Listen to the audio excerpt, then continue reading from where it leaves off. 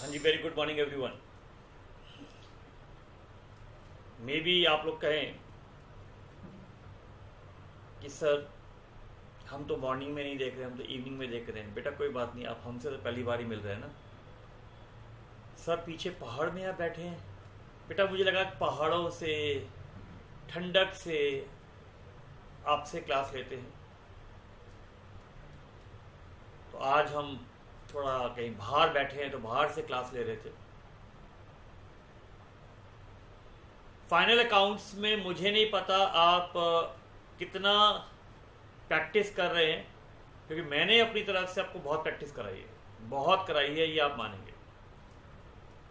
बीच में मैंने अभी 3 क्वेश्चन हॉट्स वाले छोड़े भी हुए हैं, जिसको मैंने कहा था हम लोग लास्ट में लेंगे समरी टाइम पे। अब देखिए, बिल्कुल हम लोगों ने पहले फाइनल अकाउंट का मीनिंग स्टार्ट किया, फिर मैंने राहुल वाली कहानी सुनाई, एरर में प्रोसेस सिखाया था पूरा। उसके बाद आपको ये बताया कि ट्रायल में जो आइटम आते हैं वो सिंगल एक बार क्यों होते हैं, फिर एडजस्टमेंट्स क्यों होती हैं, उसका क्या मीनिंग है, उसका डबल फिट क्यों होता है, ये हमने किया। फिर हमने 11 से 12 एडजस्टमेंट्स करी। उसके बाद मैंने सिंपल क्वेश्चंस कराए, फिर मिसिंग फिगर वाले क्वेश्चंस कराए आपको। उसके बाद मैंने घर के प्रसाद वाले सारे क्वेश्चन क्लास में कराए। कुछ मैंने बहुत इजी थे जो आपको बोला कि आप डिस्कस करके आप घर में ट्राई करिएगा, सॉल्यूशन आपको इसके साथ मिलेंगे। तो बार बार कह रहा हूँ भाई, इसमें ये अप्रोच फॉलो मत करना, ये इधर आएगा, ये इधर आएगा। एंट्री बनाना सीखोगे तो इंटर, फाइनल और आर्टिकलशिप और रियल लाइफ में दिक्कत नहीं होगी। ये मेरी आपको एडवाइस है as a C A, practical सी ए। बाकी तो बेटा करना आप लोगों ने, you are the expert people, so I will not comment on that. तो आज हम आईसीआई का स्टडी मटेरियल डिस्कस करेंगे। इसमें 2 मॉड्यूल हैं, मॉड्यूल 1 और मॉड्यूल 2। ये मॉड्यूल 2 का पार्ट है। इसमें 2 चैप्टर दे रखे हैं। एक में इन्होंने विदाउट मैन्युफैक्चरिंग दिया है और एक में इन्होंने मैन्युफैक्चरिंग वाला दिया है। तो ये दोनों चीज़ों की चर्चा हम करेंगे। ये सारी चीज़ें हमारे बुक में, मैं बुक के क्वेश्चन भी मार्क कराऊंगा, हमारी बुक में आईसीआई के खजाने में दिया हुआ है। तो अगर आप बुक का पेज नंबर निकालें 301, उसमें थोड़ा पेज नंबरिंग ऊपर नीचे है, पेज नंबरिंग थोड़ा ऊपर नीचे है, तो इसीलिए मैं आपको मॉड्यूल से करा रहा हूँ जिससे कि वो वहाँ पर भी कवर हो जाए। ठीक है, तो पहले मैं आपको नंबरिंग बुक की सही करवा देता हूँ। तो पहले बुक की नंबरिंग एक बार बिल्कुल अच्छी तरह चेंज कर लीजिए, जिससे कि आपको उसमें दिक्कत ना हो। ठीक है जी, ये बुक खोल लीजिए।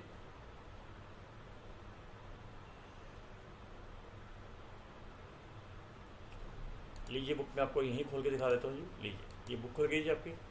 ठीक है, जब आप ये बुक ओपन करेंगे तो देखिए ये आईसीआई का खजाना है, पक्का है जी। 82 के बाद ये 83 क्वेश्चन में कोई दिक्कत नहीं है, बट यहाँ पर जो जिससे टाइप करवाया उससे ये रह गया और मेरे से भी रह गया था प्रूफ रीडिंग में। तो ये 79 ना करके इसको 83 का ए कर दे। तो जब मैं आपको मॉड्यूल में मार्क कराऊंगा तो 83 का ए मार्क कराऊंगा। 84 में कोई दिक्कत नहीं है जी। उसके बाद दोबारा ये 80 आ गया, ये नंबरिंग में गलती है, तो इसको 84 का ए कर दीजिएगा।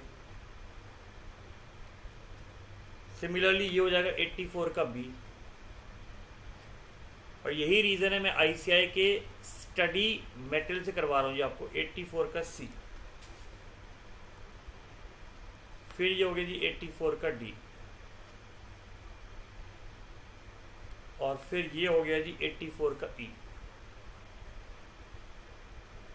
ठीक है, क्लैरिटी बिल्कुल पक्का जी।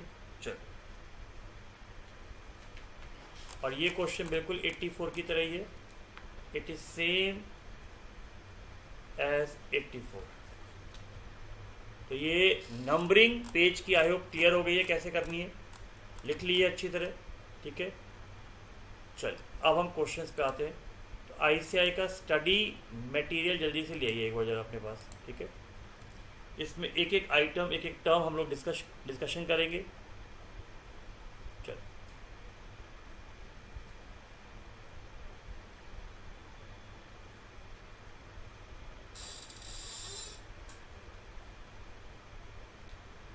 Preparation of final accounts of sole proprietors. Final accounts of non manufacturing की बात हो रही है, नॉन मैन्युफैक्चरिंग की, ठीक है। ट्रेडिंग, P&L, बैलेंस शीट, इसकी चर्चा हमने करी थी पहली क्लास में। मैं आपको पूरा मॉड्यूल रिवाइज करा रहा हूँ, आपको कॉन्फिडेंस हो। स्टडी मटेरियल रिवाइज करने का पर्पस ये होता है, बहुत बच्चे पूछते हैं कि सर कि हम ये क्यों करते हैं जब आपकी बुक में सारे क्वेश्चन दिए। बेटा कई बार ये हमारी जो आईज है ना, ये अलग बुक को देख के दिमाग अलग रिएक्ट करता है, इसीलिए मैं मॉड्यूल भी कराता हूँ कि आपको ये विश्वास हो जाए, कॉन्फिडेंस हो जाए कि हाँ यार हमने करा हुआ है, कोई चीज़ मिस तो नहीं हुई है। फिर हमने इनकम और पोजीशन स्टेटमेंट की मैंने चर्चा करी थी कि ट्रेडिंग से जीपी निकलता है, P&L से एनपी। बहुत बच्चे मुझे कई बार कहते हैं सर अब ट्रेडिंग और P&L का भेदभाव खत्म हो गया। बेटा कंपनी में खत्म हुआ है, और अभी भी जब आप स्टॉक का वैल्यूएशन करते हैं, जब GST वेस्टी पे करते हैं, तो ट्रेडिंग अकाउंट कई बार इनकम टैक्स ऑफिसर मांग लेता है, तो आपको बनाना पड़ता है। और सोल प्रोप्राइटर पार्टनरशिप में कोई लॉ नहीं है, कोई कानून नहीं है, तो वहाँ पर तो ट्रेडिंग अभी भी बनता है।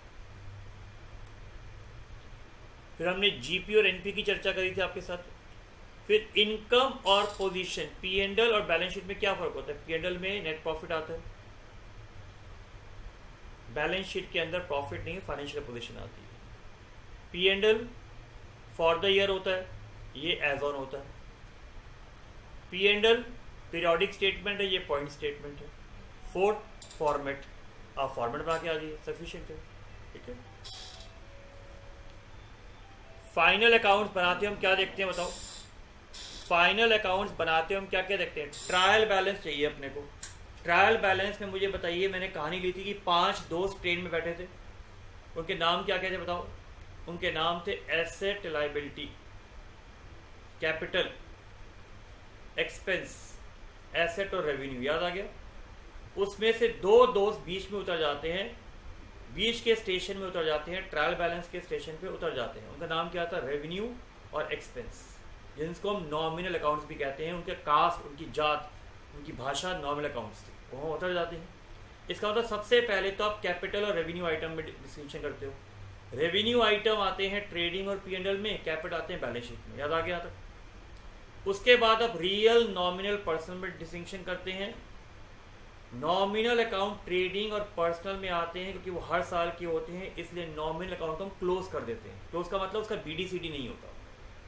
बट रियल और पर्सनल, डेटर, बैंक, कार, इनका ओपनिंग और क्लोजिंग भी होता है। ये चर्चा करी हुई है अपनों में।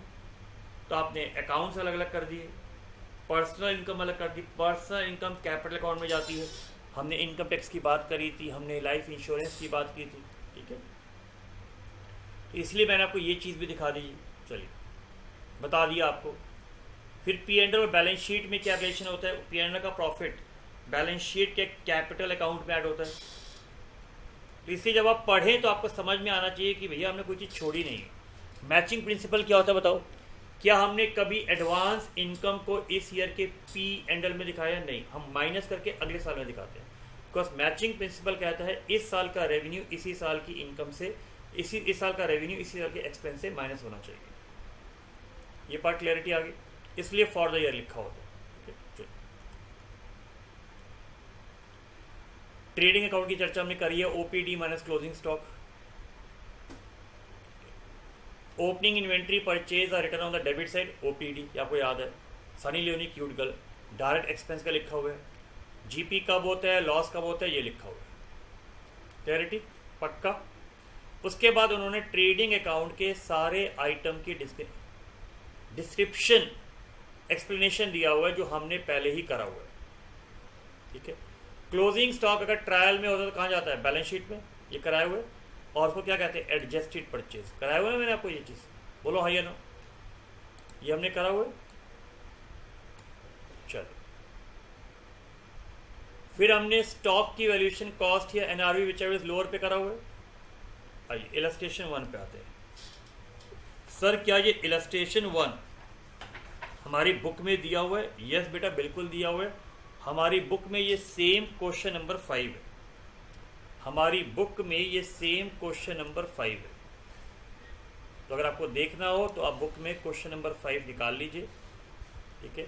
लीजिए मैं आपको दिखा भी देता हूँ, जिससे कि आपको विश्वास हो जाए कि हाँ मुझे पता है कुछ बच्चे नाराज़ होते हैं, सर आप बार बार ये क्यों कहते हैं कि विश्वास हो जाए विश्वास हो जाए। हमें सर आप पे पूरा विश्वास है, तभी तो आपकी क्लास ले रहे हैं बेटा। फिर भी मुझे कई बार बोलना पड़ता है ये कि कुछ बच्चों को कॉन्फिडेंस नहीं आता। बेटा मैंने अपनी तरफ से पूरा प्रयास किया और अपडेटेड वीडियो आपको दे रहा हूँ। कुछ वीडियो जान के हमने दोबारा रिकॉर्ड किए हैं क्योंकि सीए इंस्टीट्यूट ने मॉड्यूल में कुछ चेंजेस किए। कुछ टीचर को पुराने वीडियो दे देते, हमें नहीं देना है ना, हमें नहीं देना है आपको। ट्रू फॉल्स मैंने सारे अपडेट करे। देखिए ये रहा क्वेश्चन, ये सेम क्वेश्चन आईसीआई के मॉड्यूल में भी है। आईसीआई का इलस्ट्रेशन नंबर 1। क्लैरिटी आ गई यहाँ तक? पक्का जी? चलिए क्वेश्चन पढ़ लेते हैं रिलैक्स होके। पहले परचेज और सेल, ये क्या दिया हुआ जी? ट्रायल बैलेंस दिया हुआ। पहली चीज़ इसका होता है सारे लेजर बैलेंसेस हैं। परचेज और सेल दी है, डेटर क्रेडिटर। अब मुझे बताओ अगर क्लोजिंग स्टॉक दिया हुआ है अलग से और परचेज दिया हुआ है तो मैं कह सकता हूँ कि ये जो क्लोजिंग स्टॉक है ये सिर्फ ट्रायल बैलेंस में जाएगा। इसका मतलब ये जो परचेज है ये एडजस्टेड परचेज है। अब आपका यहाँ डाउट आएगा सर इसने ओपनिंग स्टॉक अलग क्यों दे दिया? बेटा लिखने का तरीका है, लिखने का तरीका है। वो लिखने को परचेज 12 लाख भी लिख सकता था और ओपनिंग नहीं देता, बात एक ही है। लिखने का तरीका है बस, इसलिए अकाउंटिंग को 8 कहा जाता है, तो घबराना नहीं। तो वो 12 लाख परचेज दिखा दे या परचेज 10 ओपनिंग 2 लाख दिखा दे, बात एक ही है। तो लिखने का तरीका है। मैंने कई बार बोला है फाइनल अकाउंट्स में ट्रायल बैलेंस जैसे दिया जाता है अपने को वैसे करना है। कई बार ट्रायल बैलेंस अलग तरीके से दिया होगा। याद करिए इंश्योरेंस क्लेम दिखाया था एक क्वेश्चन में, P&L के क्रेडिट साइड पे आ रहा था। इसका मतलब क्या है कि अकाउंटेंट ने क्लेम को लेजर की क्रेडिट साइड पे लिखा होगा इसलिए दिख रहा है। तो दिमाग कभी भी दिक्कत है दिमाग लगाना, या ये ट्रायल अगर आ रहा है तो लेजर क्या बना होगा, एंट्री क्या बना होगा, पीछे जाना जरा। फिर आपको ओपनिंग क्रेडिटर दे रखा है 3 lakh. You are required to calculate the cost of goods sold, basically O plus D minus closing stock चाहिए। ठीक है जी। अब मुझे बताओ P माइनस क्लोजिंग स्टॉक तो ऑलरेडी हो चुका है, परचेज में से क्लोजिंग स्टॉक तो ऑलरेडी हो चुका है, बोलो हाँ या ना। तो अपने को सिर्फ क्या चाहिए? O चाहिए, P चाहिए और D चाहिए, बस सिर्फ ये चाहिए। अब बताइए P कितना दे रखा है सर? यहाँ पर P ऑलरेडी आपको दिया हुआ है। P ऑलरेडी आपको दिया हो कितना जी? 10 लाख। ओपनिंग कितना दिया हो जी? 2 लाख। डायरेक्ट एक्सपेंस के बारे में कहीं चर्चा है नहीं, तो COGS 12 लाख हो जाना चाहिए। देखो ये, और चेक कर लो, चेक कर लो, ये लाइन ना बच्चे को कई बार हजम नहीं होती है। ये लाइन बच्चों को हजम नहीं होती। सर आपको कैसे पता लगा? अरे भैया मुझे ऐसे पता लगा, दोबारा समझा देता हूँ। क्लोजिंग स्टॉक दिया हुआ है, क्लोजिंग स्टॉक दिया हुआ है, इसलिए पता लग गया मुझे। और ये एडजस्टमेंट भी कराई थी, बार बार दिमाग में डाल रहा हूँ। ऐसे 2 क्वेश्चन भी कराए थे जिसके अंदर ट्रायल के अंदर क्लोजिंग दिया था। इसका मतलब वो क्लोजिंग कहाँ जाएगा? वो क्लोजिंग जाएगा बैलेंस शीट में। जरा 1 मिनट में भी जब ये क्वेश्चन करेंगे आप, जरा 1 मिनट में भी ये क्वेश्चन करेंगे आप। बैठ गए अच्छी तरह? पक्का बैठ गई जी? ठीक है। और हमें अमाउंट पेड टू क्रेडिटर निकालना है। क्या मैंने आपको क्रेडिटर का अकाउंट बनाना सिखाया था? बोलो हाँ या ना। क्रेडिटर का ओपनिंग बैलेंस लायबिलिटी है, लायबिलिटी का ओपनिंग बैलेंस क्रेडिट में आएगा। क्लोजिंग बैलेंस क्रेडिटर का दे रखा है जी अपने को, बताइए। हाँ सर 4 लाख दिया हुआ है। परचेज की एंट्री क्या होती है सर? परचेज की एंट्री होती है परचेज टू क्रेडिटर। तो purchase minus closing stock, adjusted purchase आपको दिया हुआ है 10 लाख। देख लो ये रहा, ये एडजस्टेड परचेज है। कितने का क्लोजिंग स्टॉक है जल्दी से बताओ सर? 3 लाख का। तो क्या मैं परचेज निकाल सकता हूँ? हाँ सर परचेज 13 लाख होगी। Purchase account debit to creditor 13 3 16। Creditor को जो पेमेंट दी है वो 12 लाख आनी चाहिए। चेक कर लेते हैं, देख लीजिए। क्लैरिटी आ गई? इसलिए क्वेश्चन करवा दिया है। इसमें सिर्फ इस पूरे क्वेश्चन में एक ही पॉइंट था, मैं बार बार रिपीट कर रहा हूं, फिर रिपीट कर रहा हूं, ये वाला पॉइंट और ये वाला पॉइंट। सिर्फ ये पॉइंट मेन था, बाकी कुछ भी नहीं था क्वेश्चन में। क्लैरिटी आ गई? अच्छी तरह आ गई? ठीक है, चलो Student may note that in case closing stock is not mentioned in the trial balance, then it means opening stock and purchase appearing in trial balance include value unsold stock. इसका मतलब है अभी तक इसमें एडजस्टमेंट नहीं हुई है, ठीक है। क्लोजिंग एंट्री मैंने बताया था कि ट्रायल से ट्रेडिंग में अगर आएगा तो पक्का वो भाग के तो आएगा नहीं, जम तो मारेगा नहीं, उसकी एंट्री बनेगी। तो हम एंट्री मतलब trading to purchase, trading to opening stock, trading to direct expenses, sales to trading, closing stock to trading. याद आया? ये सारी वो क्लोजिंग एंट्री। इसका भी क्वेश्चन करवाया था, बोलो हाँ या ना। अब ये क्वेश्चन आ गया इलस्ट्रेशन नंबर 2। चेक करें ये हमारी बुक में कहाँ दिया हुआ है।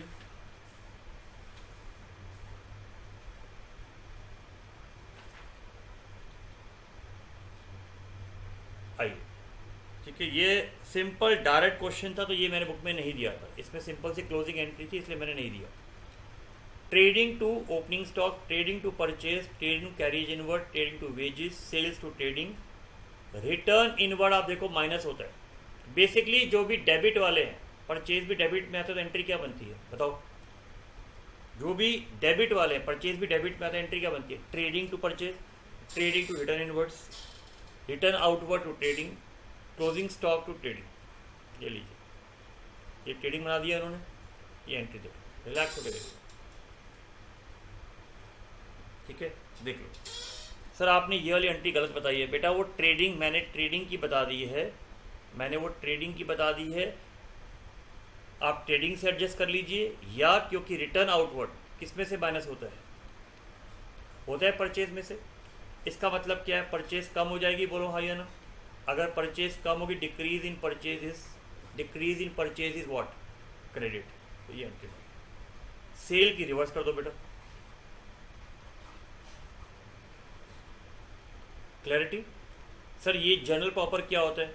बेटा याद करो, सब्सिडरी बुक में सिखाया था। इससे पहले आपने यूनिट 1 वाला वीडियो देखा होगा, जिसमें मैंने 4-5 सीए इंस्टीट्यूट के स्टडी मटेरियल रिवाइज करवाए थे। फिर एरर रेक्टिफिकेशन में भी सब्सिडरी बुक बताया था कि कुछ चीज़ें होती हैं जो सब्सिडरी बुक में डायरेक्टली रिकॉर्ड होती हैं, जैसे एडजस्टमेंट एंट्री, क्लोजिंग एंट्री, ये वो है, ठीक है। चेक कर लो, सेम, ठीक है, परफेक्ट है जी। जीपी की एंट्री क्लियर है पीएनएल में ट्रांसफ़र करने की? ये वाली एंट्री है, तो जीपी आया ये। इसको याद करिए, हम पीएनएल में ट्रांसफ़र करते हैं ऐसे, ये ट्रांसफ़र एंट्री। आइए अब आगे बढ़ते हैं जी प्रॉफिट एंड लॉस अकाउंट पे। पीएनएल बताइए कहाँ पे आता है? सर क्रेडिट साइड अगर डेबिट से ज़्यादा है तो प्रॉफिट आएगा, डेबिट अगर क्रेडिट से ज़्यादा है तो लॉस आएगा। कौन से एक्सपेंस आते हैं? इनडायरेक्ट। क्लैरिटी? ठीक। प्लस मैंने ये बता रखा है कि पर्सनल एक्सपेंसेस नहीं आते, बोलो हाँ या ना। लाइफ इंश्योरेंस, इनकम टैक्स बात की थी, ठीक है। फॉर्मेट हमने करा हुआ है, फॉर्मेट बुक में भी दिया है, बोलो हाँ या ना। ठीक है, यहाँ से देखना, यहाँ से देखिए, मुझे कोई दिक्कत नहीं। एग्जाम में ऐसे कोई अलग करके लिख के नहीं आना आपको। ग्रॉस लॉस और नेट लॉस कहाँ होता है? इसकी चर्चा करी थी। ये अगर पीएनएल है तो जीपी इधर आएगा, जीएल इधर आएगा, नेट प्रॉफिट इधर आएगा, नेट लॉस इधर आएगा, बताया हुआ ये चीज़। फिर इन्होंने सारे आइटम बता रखे हैं। ड्राइंग, इनकम टैक्स बताया था कि कैपिटल का पार्ट होता है, ड्राइंग का पार्ट होता है। ये देखिए एग्जैक्टली देखिए वही रीज़न लिखा है, क्योंकि tax depends upon total income beside the profit of the firm. Discount हम कर चुके हैं, rebate is like a discount only. Bad debt हमने करा हुआ है, ठीक है। सर ये एंट्री कौन सी आपने? सर ये एंट्री नहीं कराई, सर आपने ये नहीं कराई। मुझे बताओ बेटा, आप जल्दी से बताओ, क्या मैंने आपको ये नहीं बताया था कि हम लेजर भी करेंगे? तो एक मेथड जो टैप वाला मैंने कराया, एक जो मैंने टैप वाला कराया, बैड डेट को, प्रोविजन को क्लोज करने की एंट्री होती है। मुझे लगा 100 रुपये का लॉस होगा, मुझे लगा 100 रुपये का लॉस होगा, तो मैंने पीएनएल टू प्रोविजन बना दिया। लॉस हुआ 80 का, एक्चुअल लॉस कितने का हुआ? 80 का। तो प्रोविजन को बंद करने के लिए, जब प्रोविजन बनता है तो बताओ एंट्री ये बनाते हो। अब एक्चुअल लॉस 80 का हुआ तो मुझे प्रोविजन बंद करना पड़ेगा ना। बंद करने का मतलब प्रोविजन टू बैड डेट, तो प्रोविजन से वो एडजस्ट कर देते हैं। ये सिर्फ इसलिए सिखा रहा हूँ अगर एग्जाम में एंट्री पूछ ले, अदरवाइज टैब के तरीके से आप देख लो, हमने सारे क्वेश्चन सॉल्व किए हैं, कभी दिक्कत नहीं आती। ठीक है, ये सिर्फ इसलिए करा रहा हूँ, मान लीजिए ट्रू फॉल्स में आ जाए कि बैड डेब्ट को या प्रोविजन फॉर बैड डेब्ट को क्लोज करना है तो एंट्री क्या होती है, तब आपको आना चाहिए बस। ये एक पार्ट समझ में आना चाहिए आपको। क्लोजिंग एंट्री हमने करी हुई है, इसमें कोई दिक्कत नहीं है। चलिए, इलस्ट्रेशन 3 ये भी मैंने बुक में नहीं दिया था क्योंकि बहुत सिंपल था, डायरेक्ट आइटम से इसके अंदर। आपको इसके अंदर बनाना है जी P&L। तो मुझे बताओ क्या मैं P&L बना के दिखाऊँ जी आपको? लीजिए बेटा, पहले यहाँ दिखा देता हूँ जी। ग्रॉस प्रॉफिट 4,20,000, सैलरी डेबिट में, डिस्काउंट क्रेडिट में लीजिए 18,000, बैड डेब्ट debit, depreciation debit, legal charges debit, consultancy fees debit. और कंसल्टेंसी मीन्स हमने किसी को हायर करा होगा, बाकी सब डेबिट है। क्रेडिट में 2 ही चीज़ आ रही है, चेक कर लो। ठीक है, ये मैंने सिखा रखा है। P&L लिखना है, बिजनेस का नाम लिखना है, फॉर द ईयर लिखना है। जनरल प्रॉपर किस लिए होता है सर? क्लोजिंग एंट्री के लिए, एडजस्टिंग एंट्री के लिए। क्या हमने एक्सपेंस टू आउटस्टैंडिंग एक्सपेंस की एंट्री करी थी? बोलो आइए ना।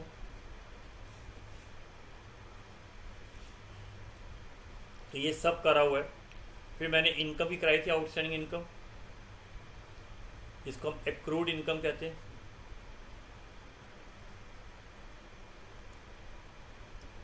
Term accrued signifies that the amount has been incurred as an expense or earned as an income, due date of which falls in the next financial period. ये line कई बार बच्चा हमसे पूछ लेता है, ये लाइन बच्चा कई बार हमसे पूछ लेता है। आप सुन लेना ध्यान से, ध्यान से सुनना।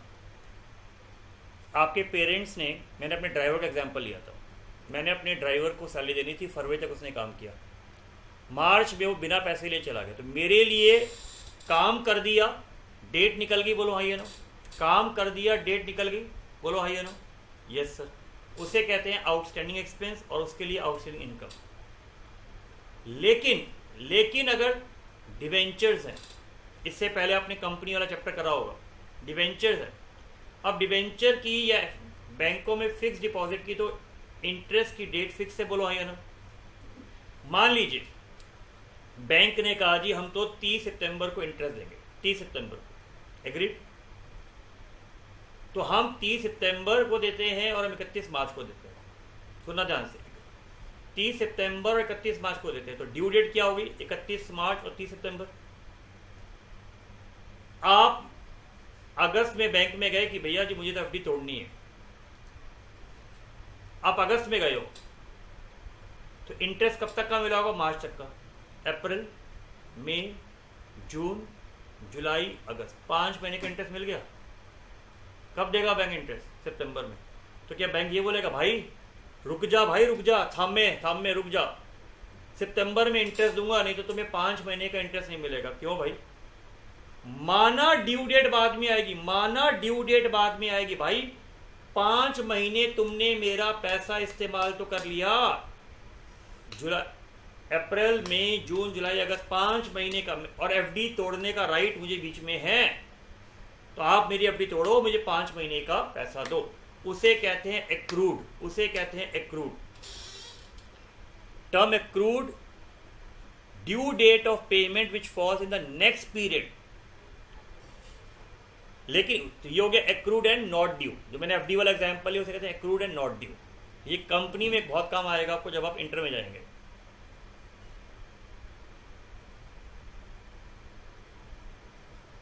ठीक है जी, क्लियर हो गया? चलिए, ये हम कर चुके हैं, एडवांस इनकम हम कर चुके हैं। मैं पूरा मॉड्यूल रिवाइज करवा रहा हूँ कि आपको क्लैरिटी मिल जाएगी। ठीक है जी। सर ये क्या चीज़ है? सर ये क्या चीज़ है? अच्छा सर ये आपने नहीं कराया। बेटा मैंने ये भी कराया है, याद करिए। एक क्वेश्चन था स्टेशनरी वाला, 6600 की स्टेशनरी थी, और 2200 का क्लोजिंग स्टॉक था। तो हमने 4400, मुझे बताइए, प्रिंटिंग स्टेशनरी में दिखाया था, मैंने ये कहा था कि 4400 की स्टेशनरी कंज्यूम होगी होगी। मेरी वाइफ ने 6600 के कलर मंगवाए, 2200 के कलर बचे हुए हैं, तो 4400 के कलर उसने यूज़ कर लिए होंगे। वही चीज़ है देखिए, एग्जैक्टली वही चीज़ है, ठीक है। तो वो एक्सपेंस में ट्रांसफ़र कर दिया, देखिए वही लिखा हुआ है, 15 एक्सपेंस 1700 है, 1500 का ओपनिंग है, direct expense 1700, it is also given outside trailing trial balance. इसका मतलब कि 15,000 के मार्कर मेरे पास थे, 1700 के मार्कर और ख़रीदे, 5,000 के मार्कर बचे हुए हैं, टोटल कितने के मार्कर यूज़ हो गए, ये जाएगा P&L। स्कूल में 15,000 के चौक पड़े थे, 1700 के चौक और ख़रीदे और 5,000 के चौक बच गए। याद आया, इन्वेंट्री में held as a consumable, held in the form of material और सप्लाईज, ये वो चीज़ है। और आप कह रहा हूँ, आई एम नॉट एग्जैजरेटिंग, अपनी तारीफ नहीं कर रहा हूँ, किसी के वीडियो देख लेना, कौन सी है इंस्टीट्यूट का स्टडी मटेरियल ऐसे कराएगा आपको, वो सिर्फ क्वेश्चंस करवा देते हैं।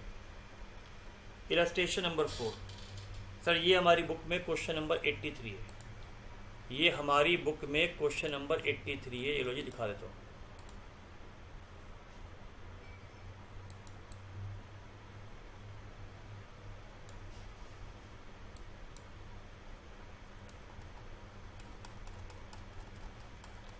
रिलैक्स होके देख लो, ये रहा question number 83, same question, clarity.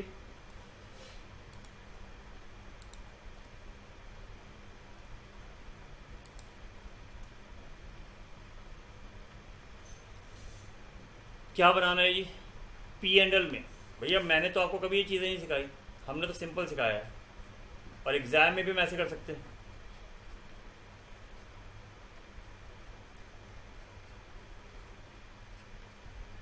Agree. Provision for doubtful opening दे रखे है 40,000, डेटर दे रखे हैं 15 लाख के,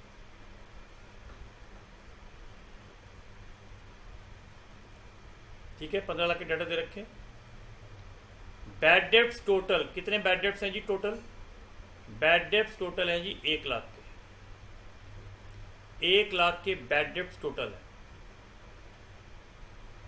ठीक है।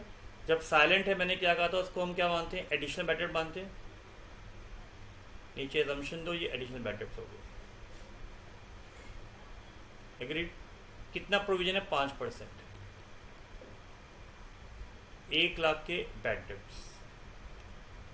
पुराना प्रोविजन 40, डिस्काउंट के बारे में है नहीं, ट्रायल के बारे में है नहीं, तो 1 लाख और 30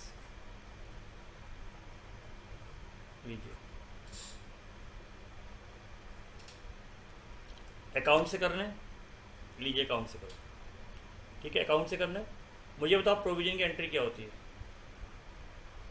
क्या पता एग्जाम में आ जाए प्रोविजन का अकाउंट बनाओ। सर P&L टू प्रोविजन, इसका मतलब provision is the credit balance, इसका मतलब provision is the credit balance.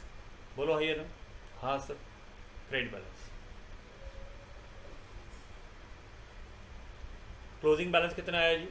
Sir closing balance निकाला है, तो ये बेसिकली आपका ओल्ड है और ये न्यू है, पक्का। फिर क्या बताया था, अगर बैड डेप्ट होगा तो एंट्री करोगे, provision for doubtful dept to bad डेप्ट कितने का? 1 लाख, ये रहा। डिफरेंस आ जाएगा आपके पास जो P&L में लेके आएगा। अगर अकाउंट से करने का विचार है तो ये मत कहना कि सर ने अकाउंट नहीं कराया, मैंने अकाउंट भी कराया, लेकिन एग्जाम में जब बड़े क्वेश्चन आते हैं तो वो आपको प्रोविजन फॉर डाउटफुल डेप्ट अकाउंट बनाने को नहीं बोलेगा, ये आपने चेक भी कर लिया। इसलिए मैंने ये शॉर्टकट से कराया और शॉर्टकट का लॉजिक भी बताया था आपको मैंने। डिस्काउंट हमने करा हुआ है, सेम जैसे हमने प्रोविजन फॉर डाउटफुल डेप्ट किया है, प्रोविजन फॉर डिस्काउंट भी एग्जैक्टली ऐसे ही बनेगा। डेप्रिसिएशन में करा हुआ है, अगर ट्रायल के अंदर डेप्रिसिएशन भी आ रहा है, प्रोविजन भी आ रहा है, तो करंट ईयर का डेप्रिसिएशन लग चुका है, अदरवाइज नहीं लगेगा, ठीक है। रिजर्व वाला कर रहा है हमने क्वेश्चन, लॉस बाय फायर का क्वेश्चन हमने करा है, बिल्कुल अप्रूवल बेसिस का क्वेश्चन करा है। गुड्स अगर प्रोप्राइटर ले जाए, चैरिटी में ले जाए, ये हमने करा हुआ है जी।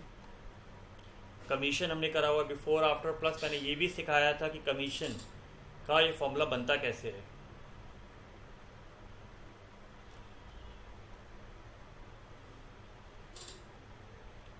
इलस्ट्रेशन 5 ये है जी। हाँ सर बिल्कुल है, 83 का ए में दिया जी मैंने। ये देखो ये सेम क्वेश्चन ये रहा 83 का ए, सेम क्वेश्चन। मैंने प्रयास बेटा पूरा किया है कि जो अलग क्वेश्चन है वो आपको सारे कराओ, कि आपको हर टाइप का क्वेश्चन कराया जाए, कोई दिक्कत ना हो।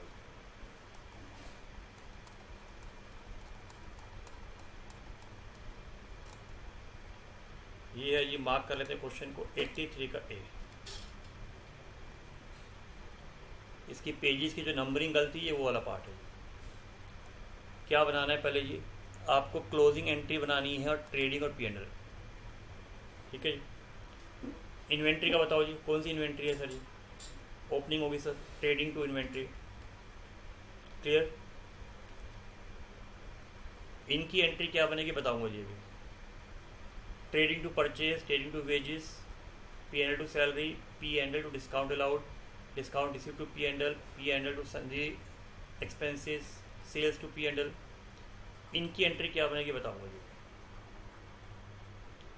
और क्लोजिंग स्टॉक्स टू पी&एल बताइए, देख लो हो गया बेटा। बाकी जो आइटम बचे हैं, बाकी जितने भी आइटम बचे हैं उनकी बनती है ओपनिंग एंट्री, उनकी बनती है ओपनिंग एंट्री। तो आप चाहें ये जितने आइटम बचे हुए हैं इनकी asset to liabilities to capital, ये एंट्री बना सकते हो। तो ओपनिंग एंट्री तब बनाना अगर क्वेश्चन में बोला जाए, इसे ओपनिंग एंट्री कहते हैं, नहीं तो मत बनाना, छोड़ देना। आप देख लो आईसीआई ने भी नहीं बनाई है। अब आई होप क्वेश्चन तो मुझे शायद कराने की आवश्यकता नहीं होनी चाहिए इसकी। ये हो गया ओ पी डी, ये हो गया एस और एल है नहीं, पक्का डन। चलिए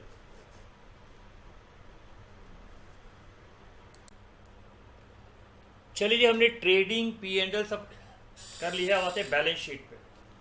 मुझे बताइए बैलेंस शीट का क्या फॉर्मेट है?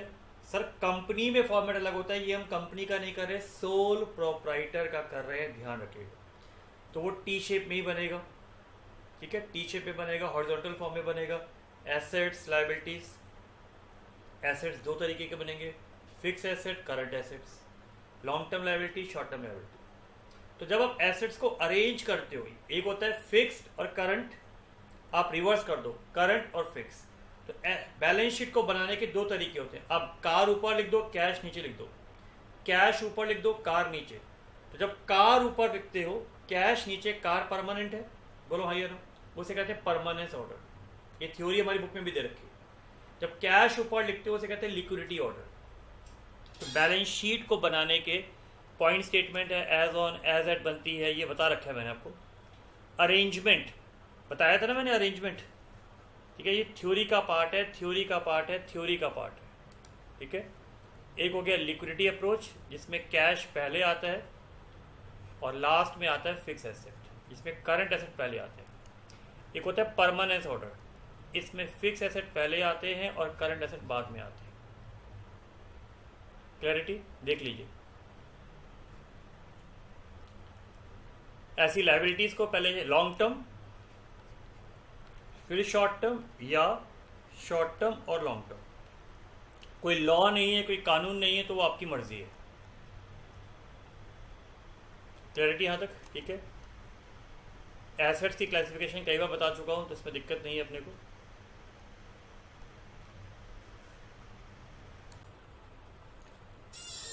सो इलस्ट्रेशन नंबर 6 एक बार रिवाइज कर लेते हैं, जाइए मिलके। ट्रायल बैलेंस दिया हुआ है, बैलेंस शीट बनानी है, तो बताइए लायबिलिटी, एसेट, क्रेडिट में है लायबिलिटी, ठीक है,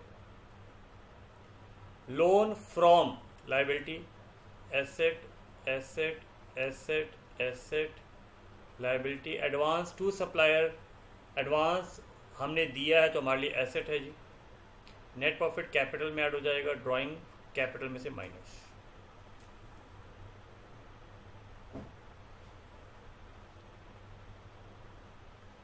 ठीक है, परफेक्ट। ये क्वेश्चन बताइए सर, पक्का ये हमारी बुक में दिया हुआ है जी, ये रहा। मैं आपको दिखाऊंगा नहीं क्योंकि अब आपको मेरे पे विश्वास है, सो यू नो ये क्वेश्चन सर की बुक में पक्का होगा। मेरी बुक में ये क्वेश्चन नंबर 10 है और ये एग्ज़ाम में भी आया हुआ है, एक बार एग्ज़ाम में भी आया हुआ है, जो पास एग्जामिनेशन में रिवाइज करवाऊंगा आपको। Balance sheet of Thapar as on 1 January 2017 was as follows. During 17 P&L account reveal a net profit of 15,30,000. This was after allowing this. इसका मतलब उसमें ये सारी चीज़ें हो चुकी हैं, ये सारी चीज़ें हो चुकी हैं, बट हम ये करना भूल गए हैं। This is error of omission.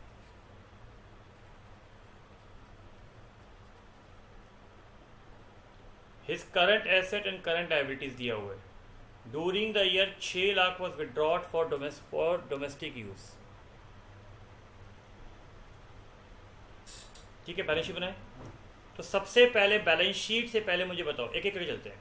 Interest on capital 6% है, 50 लाख का 6%, तो पक्का 3 लाख यहाँ पे ये ऐड होना चाहिए। डेप्रीसिएशन प्लांट मशीनरी का 10%, 3 लाख होना चाहिए। फर्नीचर एंड फिक्सचर 5%, 15,000 यहाँ से माइनस होना चाहिए। 5% का प्रोविजन 70,000 ये माइनस होना चाहिए। आउटस्टैंडिंग एक्सपेंसेस, तो बैलेंस शीट में आउटस्टैंडिंग एक्सपेंस आएंगे अपने 1,80,000 के, बोलो हाँ या नो। और प्री पेड आएगा 20,000। लेकिन ये एरर ऑफ ओमिशन है तो इसका डबल इफेक्ट भी लेंगे तो आपको प्रॉफिट भी ठीक करना पड़ेगा। कितने का प्रॉफिट है बताइए सर? प्रॉफिट आपका है 15,30,000। आप मुझे बताइए आउटस्टैंडिंग एक्सपेंस 1,80,000। अब करना भूल गए, इसका क्या मतलब है? सर सैलरी, अगर सैलरी होती, सैलरी में 1,80,000 में ऐड करता तो 1,80,000 को सर खर्चा बढ़ जाएगा। और सर प्री पेड को हमेशा माइनस करते हैं। इसका मतलब अपना 15,30,000 से हमारा प्रॉफिट 1,60,000 से कम हो जाएगा। तो हमारा एग्जैक्ट प्रॉफिट कितना है? 13,70,000। मैं अभी नीचे देख ही नहीं रहा, आपके सामने देखो, सॉल्यूशन देखा भी नहीं हम लोगों ने, अभी सिर्फ अपने दिमाग से करेंगे।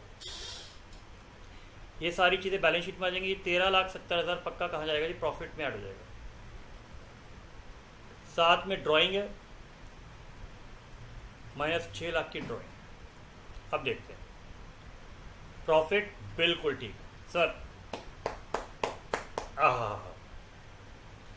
सर 50 लाख बिल्कुल ठीक है, प्रॉफिट ठीक है, 6 लाख की ड्राइंग ठीक है, 3 लाख ये भी आपने ठीक लिखा। आउटस्टैंडिंग, अरे सर क्या बात सर, वाह वाह वाह वाह वाह वाह, क्या ठीक लिखा है सर। प्रोविज़न आपने माइनस कर दिया, डेप्रिसिएशन, सर क्या बात है, माशा अल्लाह सर। इसका देखिए सर, आपने 2 बार डबल इफेक्ट करना था, जो हमने एडजस्टमेंट नहीं करी उसका डबल इफेक्ट। ये देखिए आउटस्टैंडिंग एक्सपेंस का डबल इफेक्ट, और देखिए प्री पेड का डबल इफेक्ट। बाकी हर आइटम का देख लो सिंगल इफेक्ट। पक्का डन जी। सीक्वेंस ऑफ अकाउंटिंग प्रोसीजर और अकाउंटिंग साइकिल। सीक्वेंस ऑलरेडी जब मैंने राहुल वाला एग्जांपल लिया था, transaction, journal, ledger, trial, trading, P&L और बैलेंस शीट। एग्जैक्टली देखिए वही दे रखा है। एग्जैक्टली ये वही ट्रेन है, एक जर्नल की है, एक लेजर की है, एक ट्रायल की है, एक ट्रेडिंग P&L की है, और एक ये बैलेंस शीट की स्टेज है। अब आपको समझ में आया मैंने क्यों कराया? कुछ भी चीज़ छोड़ी नहीं है। ओपनिंग एंट्री क्या बताई थी? जो क्लोजिंग बैलेंस होते हैं अगले साल बन जाते हैं ओपनिंग बैलेंस। कितने एसेट्स हैं? 43, 267, trade receivable, closing inventory, machinery. Cash in hand account debit, bank account debit, debtors account debit, closing stock account debit, machinery equipment account debit. वो क्लोजिंग स्टॉक अगली बार ओपनिंग बन जाएगा, तो ओपनिंग स्टॉक ये देखिए। Asset, liabilities और capital. जितने बच्चे 12th और 11th कॉमर्स से करके आए हैं उनको ये एंट्री याद होगी। और ओपनिंग एंट्री की पोस्टिंग कैसे होती है कई बार बताया, बैलेंस बीडी लिखते हैं। Shri Mittal gives you the following trial balance and some other information. Capital balance sheet, purchase, trading, sales, trading, opening inventory, trading, debtors, balance sheet, creditors, balance sheet. Loan 14%, 28,000 का interest आ जाएगा जी। सैलरीज, एडवर्टीजमेंट, अदर एक्सपेंसेस, देख लीजिए कुछ भी नहीं है, नॉर्मल क्वेश्चन, देख लीजिए। और इंटरेस्ट क्यों नहीं लिया, देखो क्वेश्चन में दिया हुआ है। इंटरेस्ट क्यों नहीं लिया, देखिए क्वेश्चन में दिया हुआ, क्योंकि ईयर के एंड में लिया है इसलिए इंटरेस्ट नहीं लिया है। कई बार बच्चा कहता है सर आपने ये 28,000 निकाला, आपने क्यों नहीं लिया। आईसीआई ने भी नहीं लिया क्योंकि लिख के दिया हुआ है। तो इसीलिए पूरा आईसीआई का स्टडी मटेरियल आपको रिवाइज करवा रहा हूँ कि बाद में ये ना कहें कि सर स्टडी मटेरियल में जो चीज़ें थी वो आपने कराई नहीं। बुक में भी है, हमारी बुक में भी है, फिर भी मैं आपको यहाँ पे करवा रहा हूँ। कैपिटल, सेल्स, परचेज, इन्वेंट्री, तो जो इरेलेवेंट आइटम होगा वो लूँगा। इन्वेस्टमेंट नॉर्मल है, ठीक है, सिंपल। तो इस क्वेश्चन में कोई दिक्कत नहीं है। ये क्वेश्चन सर बुक में है, चेक कर लेते हैं सर। नहीं जी, ये वाला क्वेश्चन बिल्कुल है जी। क्वेश्चन नंबर ये 84 का ए था जी, बिल्कुल डाला हुआ है सर, ये 84 का ए है।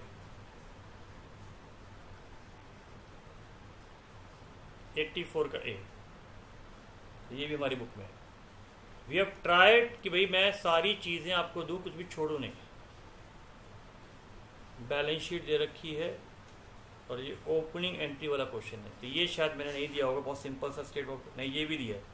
सर आप कैसे छोड़ सकते हो, सर आप कैसे छोड़ सकते हो। 84 का ए बताइए, एंट्री का होगी fix asset account debit, inventories account debit, trade receivable account debit to provision. Provision क्योंकि अलग से लेजर है, प्रोविजन अलग से लेजर है, डेटर अलग से लेजर है, दोनों को अलग अलग अकाउंट्स में लिखेंगे। देख लीजिए, प्रोविजन को अलग से लिखेंगे और ट्रेड ग्रॉस से आएगा। तो माइनस करना इस प्रेजेंटेशन, बट एंट्री के हिसाब से डेटर का लेजर अलग होता है, प्रोविजन का लेजर अलग होता है। और आप देख लीजिए, प्रोविजन फॉर डाउटफुल डेब्ट्स के लेजर कहीं नहीं दे रखे, फिर भी मैंने अपनी बुक में क्वेश्चन दिया था जो मैंने कहा था हॉट्स में कराऊंगा आपको। ये वाला क्वेश्चन देखिए जी, श्री गावस्कर वाला क्वेश्चन है।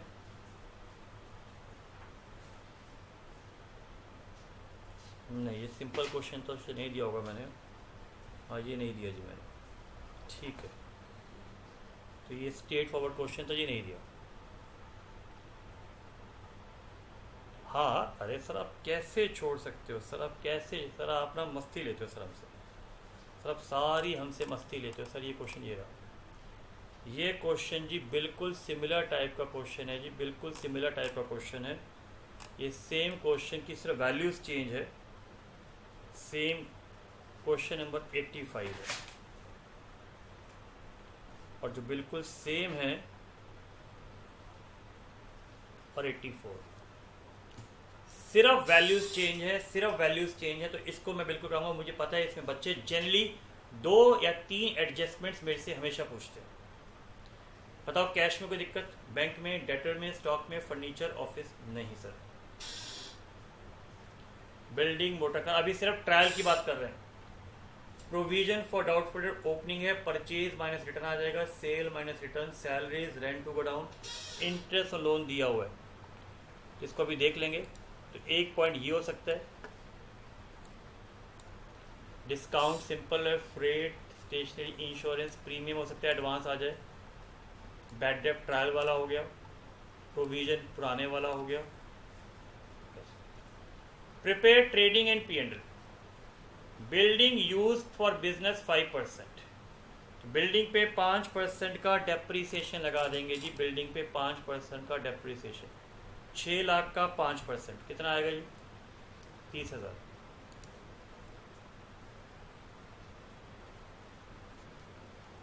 आ गया ये।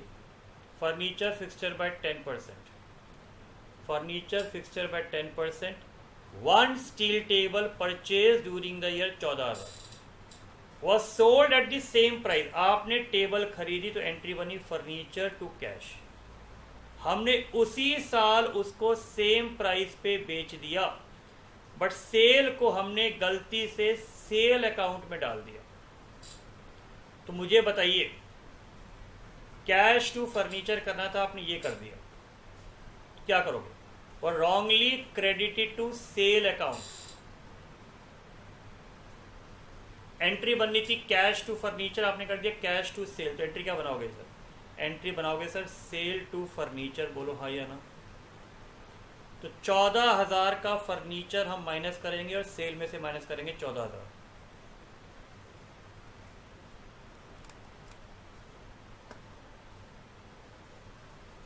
और 10% डेप्रिसिएशन लगाएंगे।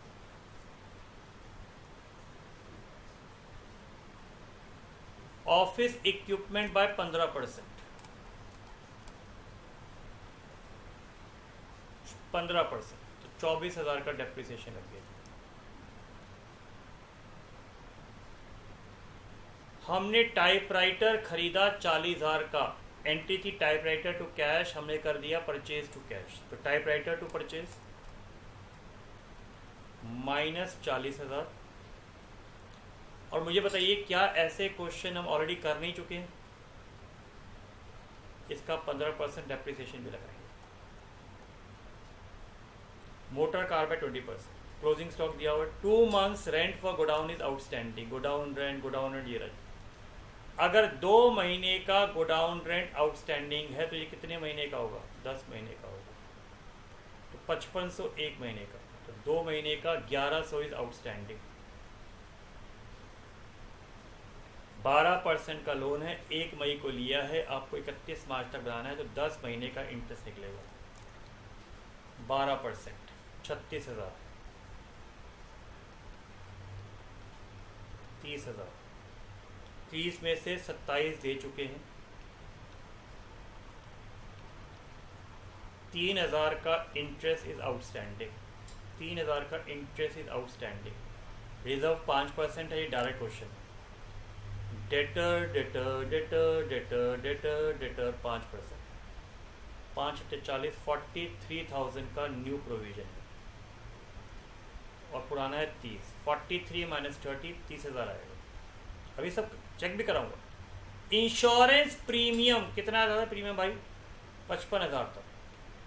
इंक्लूड्स 55,000 इंक्लूड्स 40,000 टूवर्ड्स प्रोप्राइटर की LIC, तो ये तो ड्राइंग हो गया जी, ये तो ड्राइंग है जी।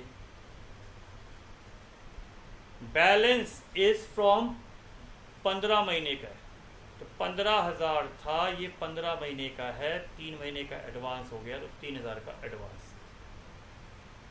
तो 40,000 तो कैपिटल में से माइनस और 3,000 रुपये इंश्योरेंस में से माइनस, तो नेट इंश्योरेंस था 55,000। 40 चला गया ड्राइंग में, 3,000 चला गया एडवांस, तो 12,000 आना चाहिए P&L।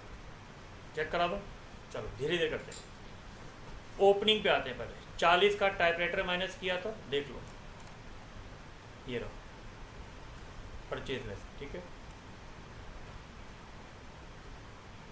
Cell of furniture minus किया था 14,000, चेक करा दो, ये लो ये रहा। खुद करना बेटा, आंसर हमेशा बाद में देखते हैं, आंसर हमेशा बाद में देखते हैं। देखिए रेंट गोडाउन 5500 का था इंटू 2। प्रोविजन फॉर डाउटफुल डेब्ट 33 कैसे आया? लो जी 43 यहाँ था, 43 ये रहा, माइनस 30 कितना हुआ? 43 माइनस 30 कितना हुआ बताओ? 13,000। और 20 के बैड डेब्ट्स। तो हमारी CA इंस्टीट्यूट भी महान है, उसने अलग अलग नहीं किए, इकट्ठे कर दिया। पक्का। अब इंश्योरेंस प्रीमियम 12,000 कैसे आया बताओ? सर 55,000 का था, 40 का ड्राइंग है,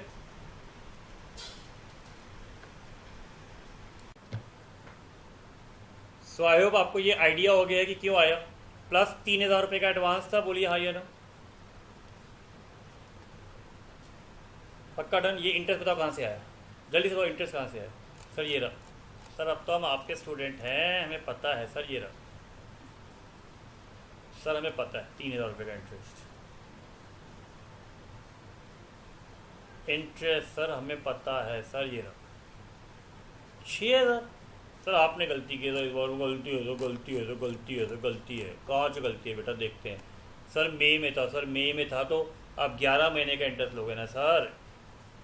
बाबू 11 महीने का इंटरेस्ट लोगे ना तो 33 आएगा सर, 33 आएगा। आपने यहाँ गलती की है सर, 1 मई को लिया था, 1 मई को, 1 मई को, तो सिर्फ अप्रैल का तो कम होगा। सॉरी जी, कैलकुलेशन कर रहे हैं सर, हमें पता है आपको आता है, आप ना जल्दबाजी में या जान के करते हैं सर ऐसा। सर क्या एग्ज़ाम में ये बना के आना भाई, नहीं बनाना। उसने प्रोविजन फॉर बैड डेट का अकाउंट नहीं पूछा आपसे। प्रोविजन और रिजर्व क्या होता है भाई? भाई प्रोविजन होता है चार्ज,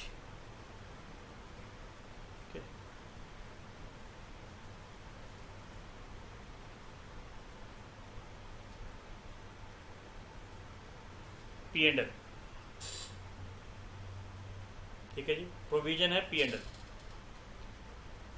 और रिजर्व होता है प्रॉफिट, जो हम बांटते हैं, जो हम बचा लेते हैं, ठीक है जी। इससे आप डिविडेंड नहीं दे सकते, इससे आप डिविडेंड भी दे सकते हो। क्लियर जी? ये अप्रोप्रिएशन, प्रॉफिट का बंटवारा। एग्जाम्पल लो, पंकज गोयल ने 100 रुपये कमाए, 80 रुपये का खर्चा हुआ, 5 रुपये का डेप्रिसिएशन लगाया, तो ये तो है प्रोविजन। 15 रुपये से मैंने 10 रुपये बचा लिए, तो ये है रिजर्व। तो जो प्रॉफिट में से आप बचाते हो उसे रिजर्व कहते हैं, उसे रिजर्व कहते हैं। और प्रोविजन की डेफिनेशन मैंने आपको प्रोविजन कंटिजेंसी वाले में भी बताया हुआ था, ठीक है।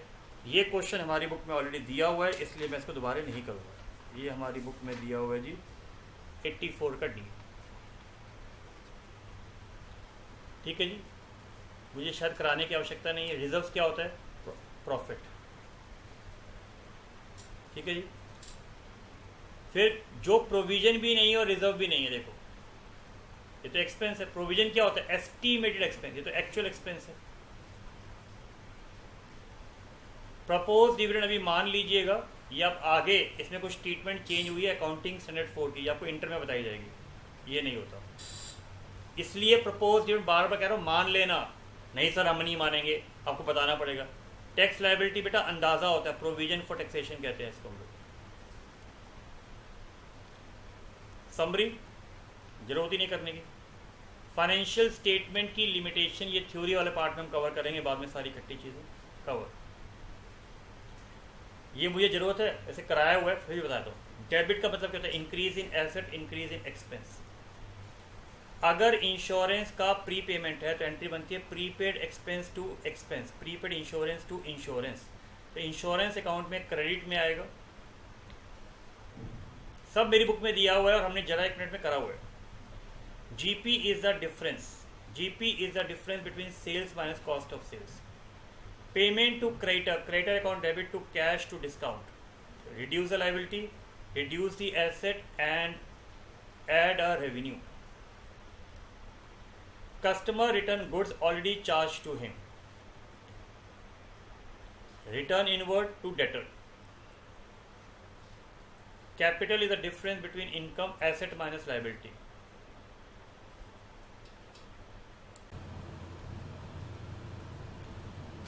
बताओ भाई, क्या ये सारे ट्रू फॉल्स ऑलरेडी हमारी बुक में है या नहीं है? विश्वास हो गया? कैपिटल बताओ कब कम होती है? सर प्रॉफिट में। इसका मतलब इनकम में ऐड, एक्सपेंस में माइनस। तो ये सारी चीज़ों में इनकम और एक्सपेंस पे इम्पैक्ट नहीं है, इसमें इनकम और एक्सपेंस में इम्पैक्ट है wages to cash. Decrease in provision, provision अगर कम होगा तो गारंटीड प्रॉफिट बढ़ जाएगा। 1/5 अगर सेलिंग प्राइस है तो 1/4 कॉस्ट प्राइस। सर ये 1/4 कॉस्ट पे है तो सेल पे 1/5, 1600। बताइए भाई, ये बायर रिस्क वाला पॉइंट सेल ऑफ गुड में भी सिखाया था। टीवी खरीदा और शॉपकीपर को बोला सर रख लो, आके ले लूँगा। अब बताइए उसकी थोड़ी जिम्मेवारी, टूट जाएगा, खो जाएगा, उसने बिल काट दिया। तो जब बायर रिस्क पे होता है भैया, उसके लिए तो सेल हो गई है। 4 लाख माइनस 3 10, जीपी इज 90,000। चलो जी, इस क्वेश्चन को मार्क कर लेना, ये इंपॉर्टेंट है भाई,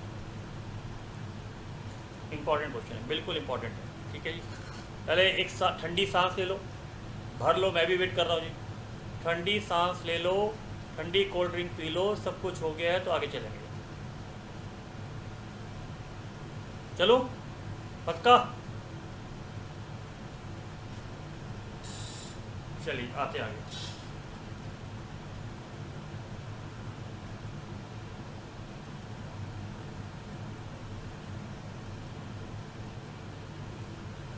इसमें 4-5 एडजस्टमेंट्स हैं जो बच्चा हमेशा पूछता है, इसलिए ध्यान से सुन लेना। कैपिटल अकाउंट में कोई दिक्कत नहीं है, स्टॉक में कोई दिक्कत नहीं है, सेल, अभी सिर्फ ट्रायल की बात कर रहा हूँ। एक ये पार्ट मार्क कर लो भाई, इसमें एक ये पक्का पार्ट मार्क कर लो। सर आपको कैसे पता? बेटा मैं इतने साल से पढ़ा रहा हूँ तो मुझे पता है ना कि इसमें पक्का डाउट आएगा, ये बच्चा पूछता है। ये कुछ आइटम्स हैं जिसको मार्क कर लो बेटा, ये आइटम कोई मूवी की आइटम नहीं है, ठीक है। चलो ये कुछ आइटम्स हैं, इनको मैं मार्क करा रहा हूँ कि मुझे पता है इसमें दिक्कत आएगी। हो गया मार्क, ठीक है। चलो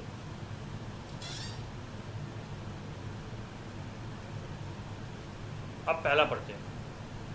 value of stock is 3,93,000, includes goods return by customer of 15,000 जिसकी कोई एंट्री नहीं बनाई, तो सेल रिटर्न टू डेटर होनी चाहिए जी।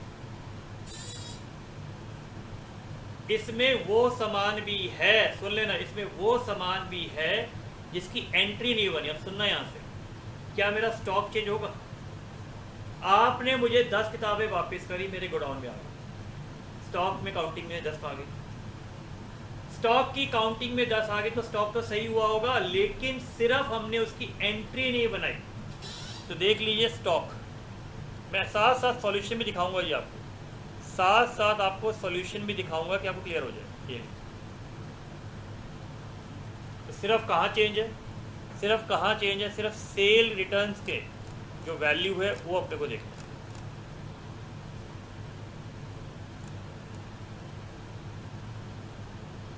$15,000 की एंट्री है, ठीक है। अब आगे बढ़ते हैं।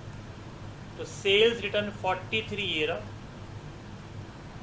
प्लस 15,000, तो 58,000 का सेल रिटर्न होना चाहिए। चेक कर लेते हैं, ये रहा, ये एडजस्टमेंट नंबर 1 पक्का डन।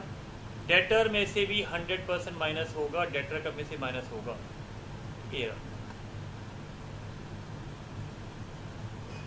और आपको कई बार बोला था कि सारी एडजस्टमेंट करने के बाद प्रोविजन होता है। डन। आइए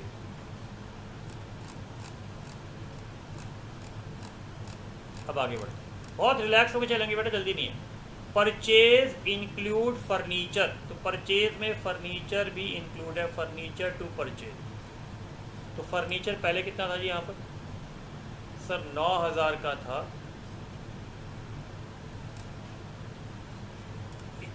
क्या डेट है भाई? ये अप्रैल में खरीदा और 10,000 का आपने और लिया, 10% डेप्रिसिएशन। इस पे तो 900 लगेगा सर, इस पे 3 महीने का लगेगा।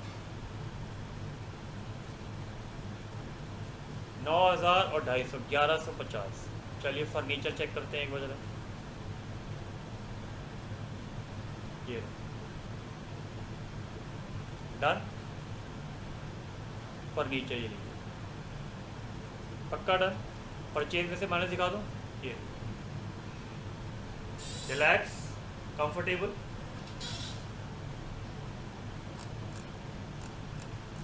आइए अब आगे आते हैं, यहाँ तक हो गया। इस एडजस्टमेंट में मैक्सिमम बच्चा हमसे 2 बार 3 बार पूछता है, तो समझ लेना ये क्या है जी? देना बैंक है, हाँ ये पैसे देता है बेटा। इसका ओपनिंग बैलेंस 50 है, फिर 50,000 है, लेकिन 50,000 की डेट देखो क्या है। तो 1 लाख का लोन लिया है, लेकिन 50,000 का ईयर एंड में लिया है, तो इस पे इंटरेस्ट नहीं लगेगा।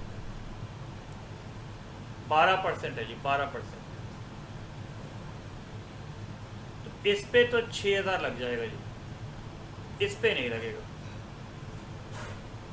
क्लैरिटी? क्यों नहीं लगा? सुंदरी डेटर में 20,000 रॉबर्ट से लेने थे, 10,000 देने थे। रॉबर्ट से 20,000 लेने थे, 10,000 देने थे, तो बताइए याद आ गया? म्यूचुअल एडजस्टमेंट अकाउंट करंट पे भी करा हुआ है, जेके टायर अपोलो टायर और मारुति एग्जाम्पल। तो सर नेट का इफेक्ट करते हैं, लोअर अमाउंट दोनों जगह से माइनस होता है, याद आ गया। तो 10,000 रुपये क्रेडिटर और डेटर दोनों जगह से माइनस होगा, चेक कर लीजिएगा।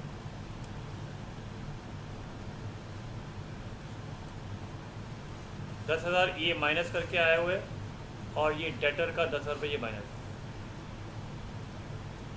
क्रेडिटर आपको चेक करा देता हूँ जी, ट्रायल के अंदर कितने हैं, 74 होंगे पक्का। ये लीजिए। तो स्टॉक वाली एडजस्टमेंट होगी, इसे स्टॉक में कोई चेंज नहीं हुआ क्योंकि ऑलरेडी फिजिकल क्वांटिटी में हो चुका होगा। फर्नीचर वाला क्लियर हो गया, डेप्रिसिएशन क्लियर हो गया। देना बैंक में सिर्फ 50,000 पे इंटरेस्ट लगाया कि बाकी 50,000 ईयर के एंड में लिए। डेटर और क्रेडिटर की inter company adjustment, mutual adjustment. Sir क्या ये क्वेश्चन आपकी बुक में, अच्छा ये तो आपने पूछा ही नहीं सर, क्या ये क्वेश्चन आपकी बुक में दिया हुआ है? बिल्कुल है, क्वेश्चन नंबर 87 है। तो हमारी बुक में भी क्वेश्चन नंबर 87 में ये दिया हुआ है। Interest paid include 3,000 paid to Dena bank. ये लाइन मेन है, देख लो। इंटरेस्ट पेड था 4500, अलग अलग कर लो। 1500 किसी और बैंक का होगा, 3,000 देना बैंक का। देना बैंक में कितना आना था? 6,000। कितना आना था? 6,000। तो 3,000 रुपये का बताइए आउटस्टैंडिंग हो गया, बोलो हाँ या ना? पक्का? क्लैरिटी? इंटरेस्ट का पार्ट आ गया। अब आगे देखते, कुछ और तो नहीं है। प्रोवाइड नहीं भी लिखा हो तो भी करता। तो बताइए इंटरेस्ट कितना आएगा? 3 और 3 6 और 1500, 7,500 का इंटरेस्ट की एंट्री आनी चाहिए। ये रही। अब हमारी आईसीआई इतनी महान है, वो पता क्या करती है, इकट्ठा लिख देती है। तो बच्चा पक्का कंफ्यूज होगा ही होगा। और 3,000 रुपये आप देख लेना लायबिलिटी में भी आ रहा होगा। ये पक्का डन। सर आपने पूरे 1 लाख पे इंटरेस्ट क्यों नहीं लगाया बेटा? 50,000 ईयर के एंड में लिया है, इसलिए नहीं लगाया। Interest receive represent 1,000 from Sundari debtor. कितना इंटरेस्ट रिसीव हुआ भाई? 7250।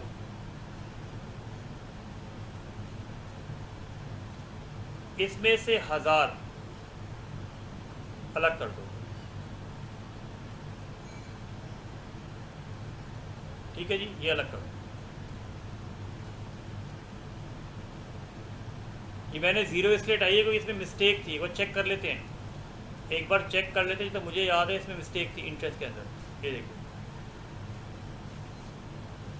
वो 7250 है भाई, 72,500 नहीं है, 7250 है। आइए, interest receive 1,000 from debtor, balance on investment and deposit. इसका मतलब 7250 का इंटरेस्ट है, 1,000 किसी डेटर ने लेट पेमेंट दी होगी उससे लिया है, और 6250 इन्वेस्टमेंट और डिपॉजिट का है। तो मुझे बताइए इन्वेस्टमेंट पे कितना मिलना था? सर 25,000 का 5%, 1250 मिलना था। डिपॉजिट पे सर 10%, 15,000 मिलना था। तो 15 और 1250 इस पे मिलना था सर अपने को 15,000 एंड 1250। तो टोटल मिलना था सर 16,250। 6,250 मिल चुका है। कितना आउटस्टैंडिंग, कितना एक्रूड? 10,000। तो एक बार दोबारा बता रहा हूँ, सुन लीजिएगा। 7250 एक जीरो की गलती थी, वो काटी है। 1,000 रुपये डेटर के थे, बाकी इन्वेस्टमेंट और डिपॉजिट के थे। इन्वेस्टमेंट और डिपॉजिट के मिलने थे 1250 प्लस 15,000। इसका मतलब 10,000 इज एक्रूड। 10,000 is accrued. दिखा दो, चेक कर लीजिए। ये रहा, ब्रेकअप कर दूं। 1,000 डेटर का है, 10,000 एक्रूड है और 6250 अलग था। ये 10,000 रुपये नीचे भी आ रहा होगा। अब आप देखो, जिसके टीचर ये नहीं कराएं, गलतियां ठीक ना कराएं, तो बताइए उस बच्चे का क्या होगा। अब आप बेनिफिट समझ रहे हैं इसका? हमारी क्लासेस का प्रोविजन 5% है, तो बहुत इजी है। जो डेटर की बैलेंसिंग फिगर है उस पर 5% लगा लो जी। 95,000 का 5%। पक्का डन? क्लैरिटी आ गई? चलो आइए आगे बढ़ते हैं जी। सर सैलरी वाला पार्ट, क्या ये क्वेश्चन हमारी बुक में है? सर क्या सैलरी वाला हमारी बुक में है? बिल्कुल है जी। क्वेश्चन नंबर 85 है जी। पढ़ो जरा, जल्दी से क्वेश्चन पढ़ो जी। क्वेश्चन नंबर 85 जल्दी से पढ़िए। क्वेश्चन नंबर 85 जल्दी से पढ़िए जरा।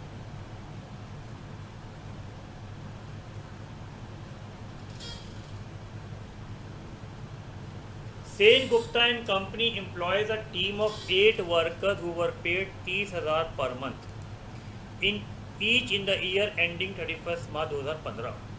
At the start of 16, company raised salary by 33,000 per month each. ठीक है। जुलाई 1, 16 company hired 2 trainee at a salary of 21,000 per month each. Workforce are paid salary on the first working day of every month.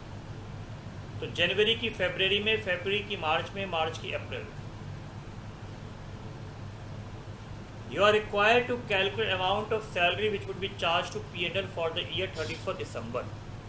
अब मुझे बताइए, अगर दिसंबर की बात करें तो जैन, फेब, मार्च, अप्रैल, मई, जून, जुलाई, अगस्त, सितंबर, अक्टूबर, नवंबर, दिसंबर, ये लोगे।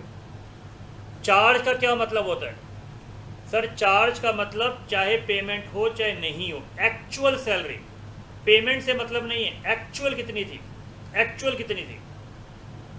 अब देखना कितनी थी, 30,000।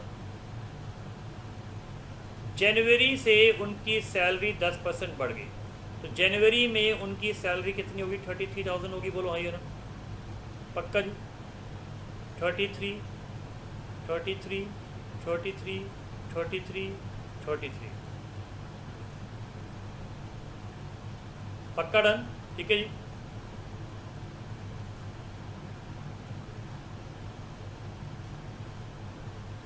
कोई दिक्कत? प्लस इन्होंने 21,000 के ट्रेनी रखे। कब से? जुलाई से। तो जुलाई से 21 इंटू 2, 42 और दे रहे हैं। बोलो हाँ या ना? तो क्या अब हम सैलरी निकाल सकते हैं? सर 33,000 तो 12 महीने की होगी, प्लस 42,000 6 महीने की होगी। बोलो हाँ या ना? पहले ये देख लेते हैं फर्स्ट पार्ट।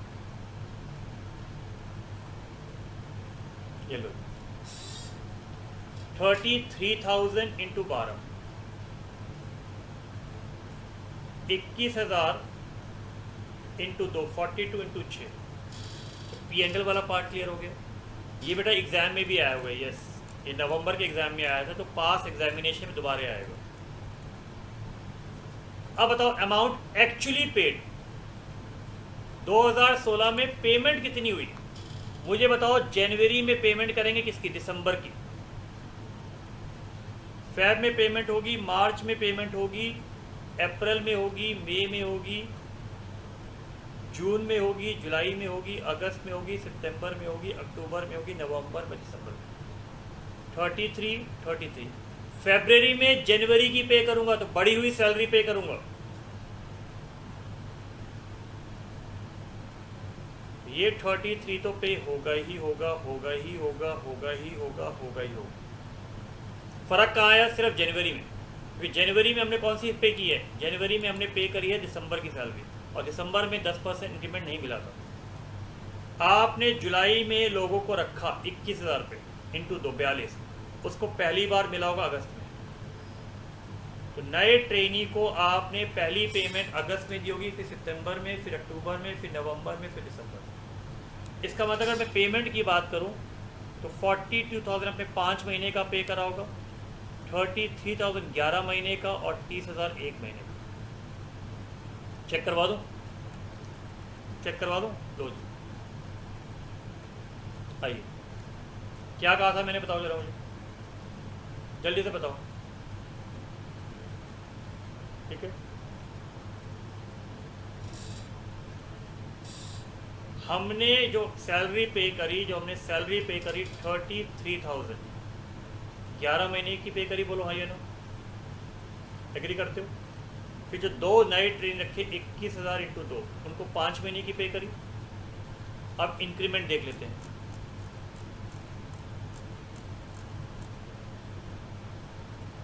आठ लोग थे, ऑफकोर्स ये सारी चीज़ें 8 से मल्टीप्लाई होंगी, भूलना नहीं। ठीक है, तो 1 महीने की सैलरी 30,000 की पे हुई है।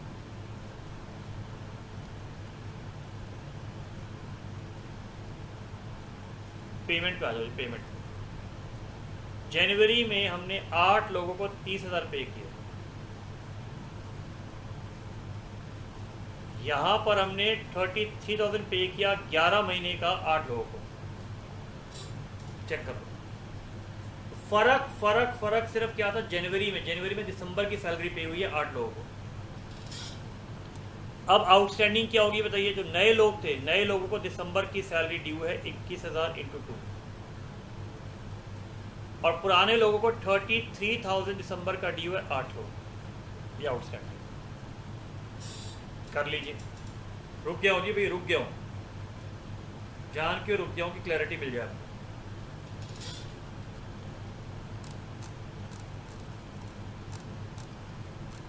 इसलिए क्वेश्चन सारे डाल के दिए जी, सब क्वेश्चन सारे डाल के दिए। थर्ड वाला बताओ जी, क्या मुझे कराने की जरूरत है? थर्ड नहीं करा रहा बेटा मैं। सिंपल ट्रेडिंग पीरियड दे रखा है, डेटर है, स्टॉक है, कैश है, wages, bad debt. Direct question, not required. ठीक है जी, डायरेक्ट क्वेश्चन है जी। क्या ये हमारी बुक में दिया हुआ है? नहीं बेटा, ये बहुत इजी था इसलिए मैंने बुक में नहीं दिया था। ठीक है, तो ये मैंने बुक में नहीं दिया था जी, direct question. Mister Kotriwal is engage in the business of selling magazine. Yes, ये हमारी बुक में भी है, question number 89।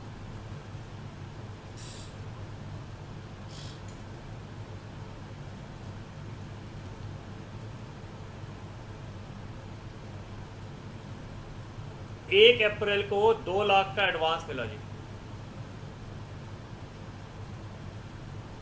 Advance, opening advance हो गया जी। ओपनिंग का मतलब पिछले साल किसी ने एडवांस दिया था, पिछले साल का एडवांस, इस साल का ओपनिंग। मैं रिपीट कर रहा हूं। 1 जुलाई को, मान लीजिए 1 अक्टूबर को आपने 12,000 रुपये का प्रीमियम दे दिया, दिसंबर में बैलेंस शीट बंद, तो 9 महीने का एडवांस हो गया, 9,000 प्रीपेड हो गया, प्रीपेड एक्सपेंस टू एक्सपेंस कर दिया एंट्री। 9,000 को आप बैलेंस शीट में ले जाते हो, एसेट में दिखाते हो, तो अगले साल बीडी आएगा, ये वो है ओपनिंग बैलेंस है। इसमें से 1.5 लाख इसी साल का था, 1.5 लाख तो 16-17 का हो गया, तो इस साल की इनकम बन जाएगी। 50,000 अगले साल का है भाई, तो अभी भी एडवांस आएगा जी, अभी भी एडवांस है। प्लस इन्होंने कैश सेल करी 5 लाख की, तो इनकम कितनी बनेगी सर? 5 लाख की, तो कैश सेल्स और 15 और 1.5 लाख की ये। फिर रिपीट कर रहा हूँ, एक बार देख लो जी। 16, 1 अप्रैल 16, 31 मार्च 17, यहाँ 2 लाख का ओपनिंग बैलेंस था। इन्होंने कहा जी 2 लाख में से 1.5 लाख तो इस साल का है, 50,000 अगले साल का, तो इससे तो मुझे मतलब ही नहीं है। प्लस हमने 5 लाख की कैश सेल करी, तो इनकम कितनी होगी? 6.5 लाख होगी। Total money receive during the year, तो closing balance in advance from customer. अच्छा, क्लोजिंग बैलेंस भी दिया हुआ है, closing balance in advance from customer is 170, closing balance is 1,70,000। कितना है जी? 1,70,000। बेटा ऐसे केसेस में ये एनपीओ में भी मैं करवाऊंगा, मैं आपको। ठीक है, इसको मैं एनपीओ में भी करवाऊंगा आपको। ये देखो 6.5 लाख होगी, इसमें तो कोई दिक्कत ही नहीं है, आसान है। ये इन्होंने एडवांस का अकाउंट बनाया हुआ है, प्रीपेड का अकाउंट है, एसेट अकाउंट है। एसेट का जैसे कभी भी भूल जाओ, कभी भी दिक्कत है, कार मान के चला करो, कार का ओपनिंग बैलेंस यहाँ पे आता है, मुझे बताओ, ठीक है। बट ये कौन सा है, ये एडवांस किसका है सर, ये एडवांस फ्रॉम कस्टमर है सर, ये एसेट नहीं है, एडवांस फ्रॉम कस्टमर। आप गलत बोल रहे थे, एडवांस फ्रॉम कस्टमर है तो ये अनअर्न्ड इनकम है। हमने आपको ट्यूशन फी दी है सर, हमने आपको ट्यूशन फी दी है, ये लायबिलिटी के नेचर की, ये क्रेडिटर्स की तरह होता है, इसीलिए इसका ओपनिंग बैलेंस इधर, क्लोजिंग इधर आएगा सर, क्लोजिंग इधर आएगा। और जो इनकम बन जाएगी, एंट्री क्या आती है बताओ जरा, चलो एंट्री बताओ सर। एंट्री थी कैश टू इनकम, आपने कहा था इनकम एंट्री रिवर्स करते हैं एडवांस में, तो इनकम टू एडवांस इनकम ये थी। बेटा अगले साल मुझे बताओ, अगले साल एडवांस इनकम इनकम बन जाएगी, इसको रिवर्स,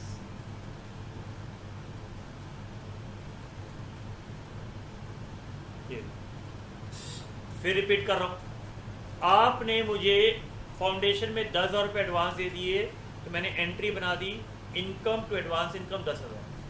मैंने कहा किस चीज़ की फीस है, आपने कहा इंटर की फीस है, तो इंटर में जाके ये 10,000 रुपये तो इनकम बन जाएगी।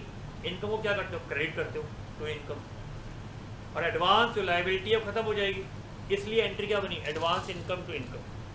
सर कोई शॉर्टकट नहीं है, बिल्कुल है मेरे को, पंकज सर के पास शॉर्टकट ना ऐसे हो सकता है, कराऊँ जल्दी से बताओ, करा दूँ, पक्का करा दूँ, ठीक है। कितनी इनकम थी, 1.5 लाख की इनकम, क्लियर है, ठीक है, 1.5 लाख की इनकम क्लियर है। करंट ईयर का आउटस्टैंडिंग ऐड कर दो, पिछले साल का माइनस कर दो, या करंट ईयर का एडवांस का लीजिए, एडवांस इनकम, और पिछले साल का माइनस कर दो, ये ट्रिक है। प्रीवियस ईयर का, करंट ईयर का ऐड कर दो, अगर भूल जाओ तो। इसको एनपीओ में बहुत अच्छा कराऊंगा, अगर नहीं भी क्लियर है तो भी लिख लेना, एनपीओ में डिटेल में भी आएगा, एनपीओ में डिटेल में भी आएगा। तो कैश कितना मिला, 5 लाख का कैश ये आया था, और 1,20,000 का कैश ये आया था। तो फिर रिपीट कर रहा हूं, एक बार फिर रिपीट कर रहा हूं, तीसरी बार रिपीट कर रहा हूं, क्वेश्चन ध्यान से देख लेना।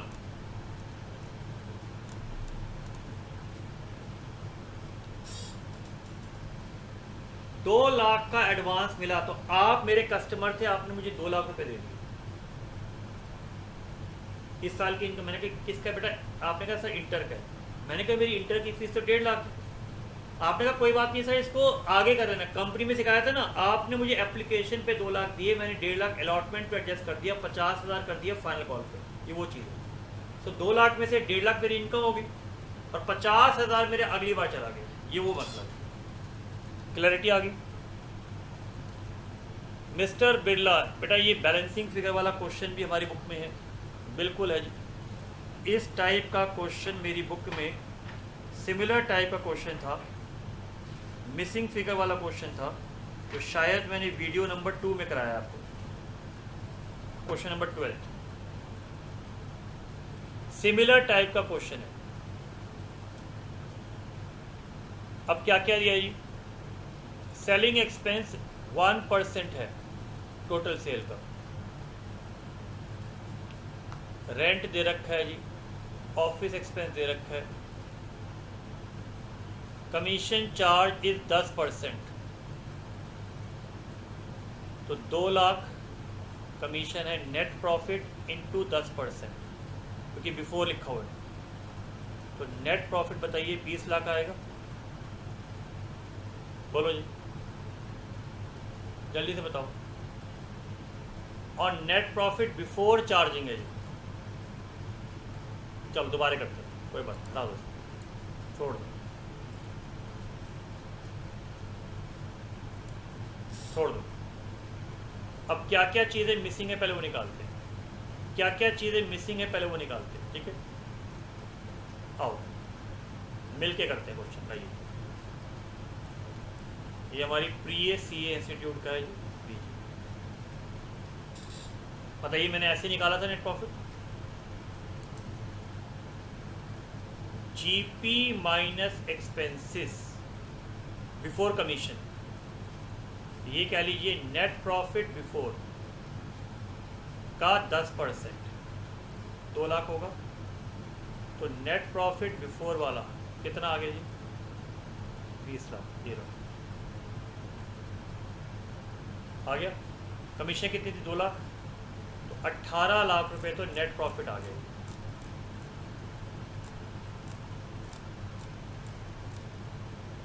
तो सबसे पहले तो हमने 18 लाख निकाल दिया भाई। इसका टोटल 60 लाख है तो इसका टोटल भी 60 लाख होगा। बोलो हाँ या ना? 60, 2 लाख और 18, 20 लाख, 30, 50, 56, 59। तो क्या मैं बैलेंसिंग फिगर ये निकाल सकता हूँ? 3 लाख। अब अगर ये 3 लाख है, अगर ये 3 लाख है तो क्या मैं सेल्स निकाल सकता हूँ? 3 lakh is equal to 1% of sales. तो sales is equal to, check कर लीजिए, 1% ऑफ टोटल सेल, जो 3 करोड़ आ जाएगी। चेक कर लें एक बार कितनी फिगर आ रही है। मैंने कैलकुलेशन ऐड करी है भाई। सर आपने कैलकुलेशन ऐड करी है, सर आपने कैलकुलेशन ऐड करी है। 1 लाख आ रहे हैं सर, चेक कर लेते हैं एक बार। सर मिसलेनियस इनकम भी थी ना, भूल गए हो। सर मिसलेनियस इनकम भी थी, आप भूल गए हो। मिसलेनियस इनकम भी थी, ठीक है। 60 लाख की इनकम है, बोलो हाँ या ना? टोटल इनकम 60 लाख आ रही थी। खर्चे कौन कौन से आ रहे थे? 26, 13 और 2 लाख।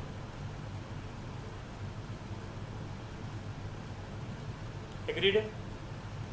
पक्का जी? Clarity?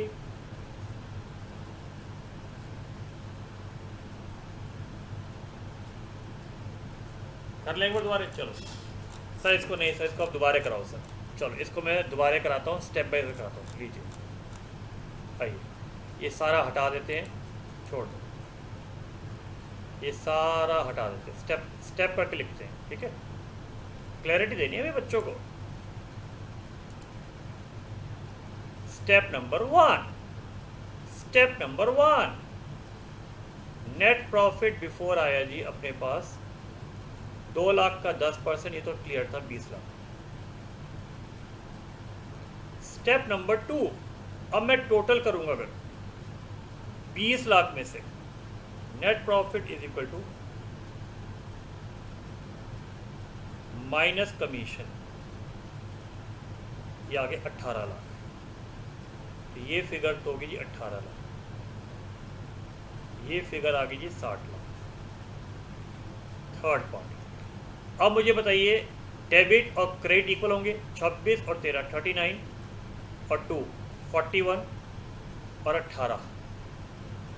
Sir 26 plus 13 plus B plus 2 lakh plus 18 lakh is equal to 60 lakh. बोलो हाँ या no?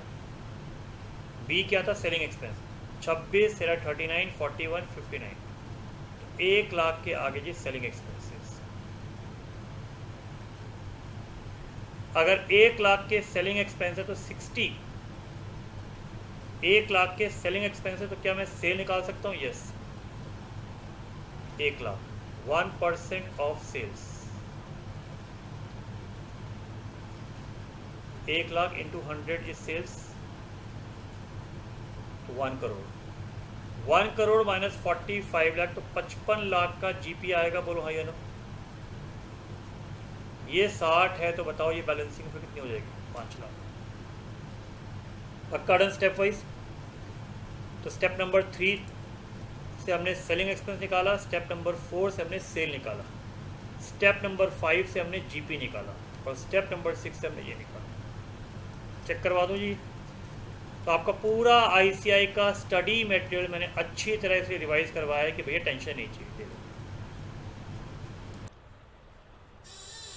So I hope ICI का स्टडी मटेरियल हमने जितना अभी तक एग्जामिन किया, रिवाइज किया, समझ में आ गया।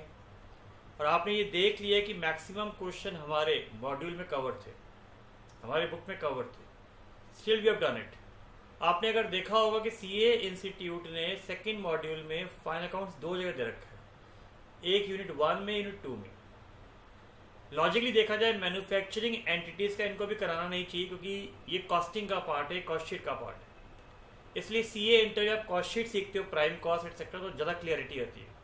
तो यहाँ सिर्फ ब्रीफ में करना है, बार बार बोलो, डिटेल में नहीं जाना। मैन्युफैक्चरिंग अकाउंट में एक बार क्वेश्चन आया और बिल्कुल मॉड्यूल में से ही आया है, तो वो ज़्यादा डिटेल क्वेश्चन नहीं पूछेंगे, बार बार कह रहा हूँ। इसको करने से पहले अगर याद हो तो पहले एक बार अपना इन्वेंट्री वाला चैप्टर देख लेना। उसमें हमने बताया था कि ट्रेडर में फिनिश गुड होता है, मैन्युफैक्चरिंग के अंदर opening, raw material, work in progress और फिनिश गुड होता है, जिसमें मैंने ब्रेड रोल वाला एग्जांपल लिया था, कन्वर्जन कॉस्ट। तो फैक्ट्री वाले सारे खर्चे आते हैं, आपके दिमाग में घुसा होता है डायरेक्ट। बेटा फैक्ट्री में भी कुछ खर्चे होते हैं, फैक्ट्री के अंदर भी आपने कभी देखा है, वहां पर भी सुपरवाइजर बैठता है, वो मशीन को भी सुपरवाइज करता है, बाकी काम भी करता है। तो कभी भी फैक्ट्री की अगर हम बात करें तो फैक्ट्री के अंदर कुछ डायरेक्ट मटेरियल होता है, कुछ इनडायरेक्ट भी होता है, जैसे स्टोर्स एंड स्पेयर्स है, वो सिर्फ रखा हुआ है कि मशीनरी अगर खराब हो जाए तो काम आ जाएगा। तो अगर मैन्युफैक्चरिंग है तो चाहे वो डायरेक्ट हो या इनडायरेक्ट हो, उसको हम ओवरहेड कहते हैं, जिसको डिटेल में आप कॉस्ट अकाउंटिंग में सीखेंगे। इसलिए यहां पर सिर्फ ओवरहेड को नाम याद कर लेना। एक बाय प्रोडक्ट की चर्चा मैंने आपसे करी थी, कहां पर बताइए जरा। हमने बाय प्रोडक्ट की चर्चा करी थी इन्वेंट्री वाले चैप्टर में। वहां मैंने बताया था कि जैसे अगर कॉस्ट नहीं दिया तो एनआरवी पे वैल्यूएशन होता है, अदरवाइज कॉस्ट या एनआरवी पे। तो सीए इंस्टीट्यूट ये एज्यूम करता है अगर साइलेंट दिया हो तो हम एनआरवी पे मानेंगे। तो ट्रू फॉल्स में क्वेश्चन आए और साइलेंट दिया है तो आप लिख आना कि if cost can not be determine then we value at NRV. तो ये पार्ट जरूर लिख के आइएगा, ये पार्ट जरूर लिख के आइएगा, ठीक है। चलिए, तो मॉड्यूल 2 यूनिट 2 कर रहे हैं जी, मैन्युफैक्चरिंग अकाउंट वाला। मुझे बताइए, ये हमने करा हुआ है कि नॉर्मल के अंदर ट्रेडिंग पी&एल बैलेंस शीट आता है, इसके अंदर पहले मैन्युफैक्चरिंग आता है। फर्क क्या है, इसमें रॉ मटेरियल आएगा, इसमें वर्क इन प्रोग्रेस आएगा, इसमें फिनिश गुड्स आएगा। यहाँ परचेज ऑफ रॉ मटेरियल आता है और यहाँ से बन के जो मैंने ट्रिक सिखाई थी ओपीडी, तो ये वाली पार्ट, इसकी बैलेंसिंग फिगर परचेज को रिप्लेस करती है। क्यों करती है बताओ। ब्रेड रोल वाला एग्जांपल याद है, ब्रेड रोल जो बनेंगे वही तो बेचोगे, ब्रेड रोल कहाँ से बन के आएंगे, मैन्युफैक्चरिंग अकाउंट से बन के आएंगे। अब एक दिमाग लगाओ, अगर मैं ब्रेड रोल बना रहा हूँ, मैं घर बना रहा हूँ, तो मुझे बताइए क्या मैं बना बनाया घर लूंगा या ईंटें लूंगा। सर मैं ईंटें लूंगा। मैं अगर ईंटें लूंगा तो रॉ मटेरियल लूंगा, तो मैं दोबारा से परचेज थोड़ी करूंगा, ठीक है, ध्यान रखिएगा इसको। ट्रेडिंग अकाउंट में मैंने बात की थी सिर्फ जीपी आता है, मैन्युफैक्चरिंग अकाउंट में कॉस्ट ऑफ प्रोडक्शन आता है। ये हमने बात की थी कि इसके अंदर raw material work in progress है, इसमें फिनिश गुड्स आता है। बोलो हाँ या ना। मैन्युफैक्चरिंग अकाउंट का प्राइम पर्पस यही है कि कॉस्ट ऑफ प्रोडक्शन कैसे निकलेगी, ठीक है जी। चलिए, आपको ये कोई भी चीज़ याद करने की आवश्यकता नहीं है, कोई टेंशन की आवश्यकता नहीं है, कुछ भी जरूरत नहीं है इसमें, ठीक है, कोई टेंशन नहीं है आपको। क्यों नहीं है सर, क्यों नहीं है बेटा, क्या मैंने आपको ओपीडी नहीं कराया हुआ, बोलो हाँ या ना। एसएलसी नहीं कराया हुआ, सही तो आपने ट्रेडिंग में कराया था। अरे भाई ट्रेडिंग में कराया था, इसमें भी यही, इसमें ये एल नहीं आएगा, इसमें ये सेल आ जाएगी बाय प्रोडक्ट की। एक बार रिवाइज कराओ, क्लोजिंग स्टॉक रॉ मटेरियल का आ जाएगा और वर्क इन प्रोग्रेस है, कुछ नया। ओपनिंग रॉ मटेरियल का आ जाएगा और ओपनिंग वर्क इन प्रोग्रेस का आ जाएगा। परचेज ऑफ रॉ मटेरियल और सारे डायरेक्ट एक्सपेंसेस प्लस डायरेक्ट से बेटर कह लीजिए फैक्ट्री के एक्सपेंस, मैन्युफैक्चरिंग के एक्सपेंस सारे आए। सब कुछ आएगा।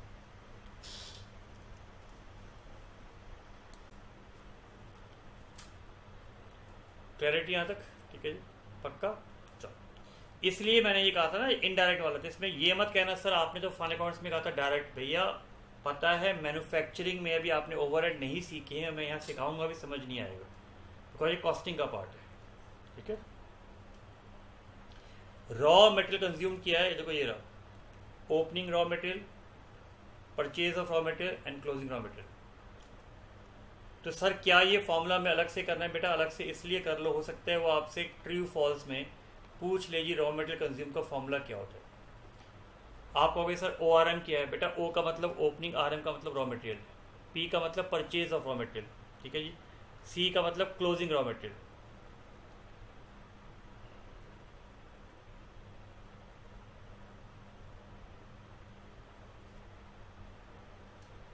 डन जी, यहाँ तक हो गया? चलो,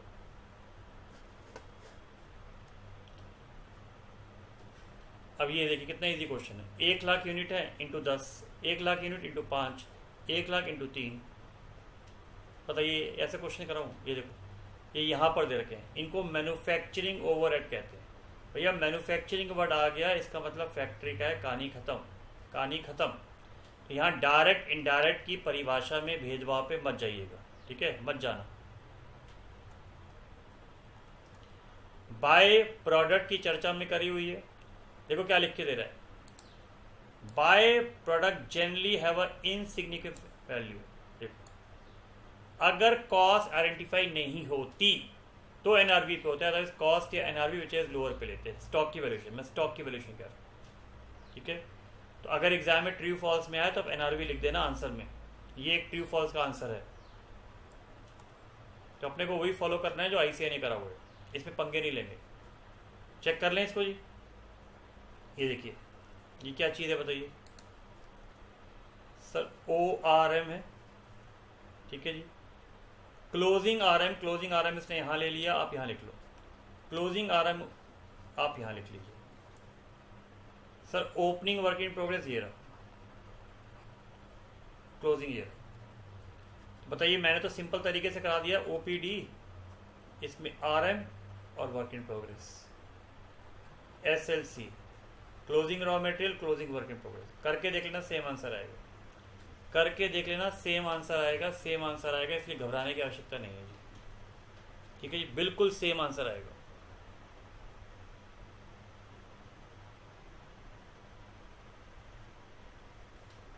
ठीक है, चलिए ये कुछ नहीं सिखा रहा हूँ मैं, सब हमने करा हुआ है। अब ये बताइए क्वेश्चन पढ़ लेते हैं, आराम से क्वेश्चन पढ़ लो बेटा, कोई दिक्कत नहीं। ये एग्जाम में भी आया सर, क्या ये आपकी बुक में दिया हुआ है? हाँ जी ये हमारी बुक में दिया हुआ है। कहाँ दिया है सर बताइए जरा, ये बताओ सर आपकी बुक में कहाँ दिया है सर, बताओ जरा। सर आप कहते हो आपकी बुक में दिया है, चलो बताओ सर कहाँ दिया है। अच्छा बेटा जी, मैं झूठ थोड़ी बोलूँगा बेटा, ये बिल्कुल दिया है बेटा, बिल्कुल दिया है। क्यों आप ऐसी ऐसी बातें कर बेटा, क्योंकि ये एग्ज़ाम में भी आया हुआ है, मैंने पक्का बुक में दिया होगा सर। ये रहा, ये क्वेश्चन नंबर 94 है, बिल्कुल सिमिलर है 94 question. Opening work in progress दे रखा है, क्लोजिंग दे रखा है। तो अगर मैं बात करूं O R M, O W I P, C R M, C W I P, 1 2 3 4 खत्म हो गए। फिर क्या था बताओ sir? Purchase of raw material, ये रहा जी। फिर क्या थे? एक्सपेंसेस। फिर क्या थे? एक्सपेंसेस मुझे बताओ, ये रहे एक्सपेंसेस। 0.6 पर यूनिट मैन्युफैक्चर्ड, कितने यूनिट मैन्युफैक्चर लिखा होगा? Higher charges direct, 0.8 manufactured and 0.8 of closing work in progress.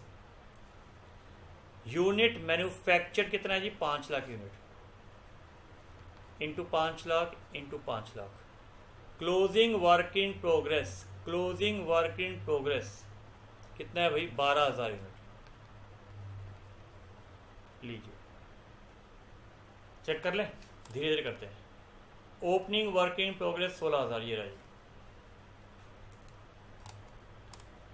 Closing work in progress यहाँ रहा होगा, ये रहा। ओपनिंग रॉ मटेरियल 170, क्लोजिंग 190, इसने यहीं पर कर दिया है। आप चाहें तो क्रेडिट साइड पे भी लिख सकते हैं भाई, परचेज, ये सब मैंने कराया हुआ है, चेक कर लो।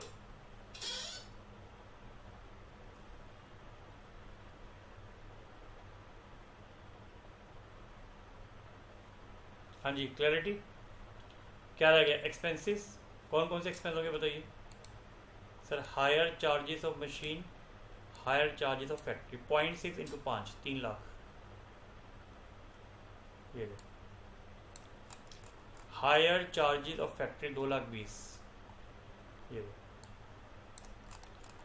रिपेयर मेंटेनेंस 180, ये रहा। मुझे देखने ही नहीं है, फैक्ट्री का है कहानी खत्म, फैक्ट्री का है कहानी खत्म। डायरेक्ट इनडायरेक्ट से मुझे मतलब ही नहीं, मतलब ही नहीं है जी, खत्म। सिर्फ रिवाइज कराना है इसलिए मैं करा रहा हूं। अंडर स्टेटमेंट, अगर आप work in progress closing stock को अंडर स्टेट करोगे तो प्रॉफिट कम हो जाएगा। बोलो हाँ या नो, जल्दी से बताओ। बिल्कुल, लेकिन ये वर्क इन प्रोग्रेस है तो बताइए, अगर सिंपल एग्जांपल लेते हैं, सिंपल सा, और under state the net income in that period, आपका प्रॉफिट कम हो जाना चाहिए। चेक कर लेते हैं जी फर्स्ट, इसमें फर्स्ट का ऑप्शन चेक कर लेते हैं एक बार, क्योंकि इसमें कॉस्ट का पार्ट भी हो सकता है। सी लिखा हुआ है, मैंने ओवर और अंडर वैल्यूएशन सिखाया था ना आपको। क्लोजिंग स्टॉक को ओवर वैल्यू करते हैं तो प्रॉफिट ओवर वैल्यू होता है, क्लोजिंग स्टॉक को अंडर वैल्यू करते हैं प्रॉफिट भी कम हो जाता है। रीज़न क्या है? बिकॉज ये क्रेडिट साइड पे आता है, बिकॉज ये क्रेडिट साइड पे आता है। सेल्स क्या है जी? सेल्स है अपने पास, बताओ जल्दी से, COGS plus GP। Indirect manufacturing expenses को मैन्युफैक्चरिंग ओवरहेड भी कहते हैं, प्रोडक्शन ओवरहेड भी कहते हैं, वर्क ओवरहेड भी कहते हैं। थर्ड का D होना चाहिए।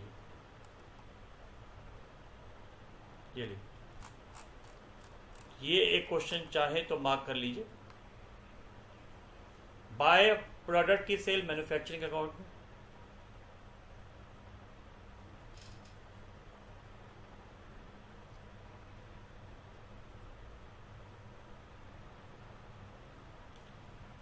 मैन्युफैक्चरिंग अकाउंट से क्या आता है बताइए सर? टोटल कॉस्ट आती है फिनिश प्रोडक्ट की।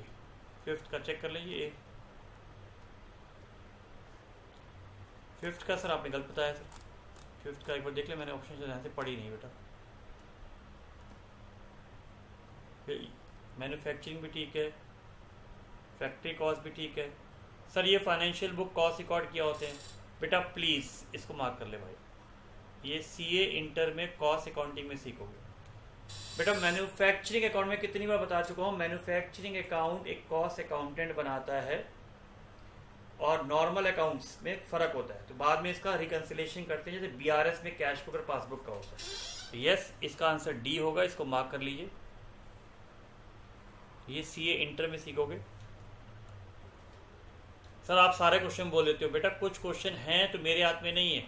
अब मैं आपको सिखाऊं फिर आप कहोगे सर कॉस्ट शीट, फिर कोई बच्चे कहेंगे सर कॉस्ट शीट आप ज़्यादा क्यों पढ़ा दी सर। आप देख रहे हैं साहब का कुछ क्वेश्चन हमारे हाथ के बने हुए हैं भाई, और हमारा भी CA इंस्टीट्यूट पे नाम चलता है। अभी पार्टनरशिप में दिखाऊंगा, मेरे बच्चों का नाम है उसमें। Mister Pankaj runs a factory which produces motor spares of export quality, following details are given. Check करो जी, ये क्वेश्चन दिया है जी बुक में, 390।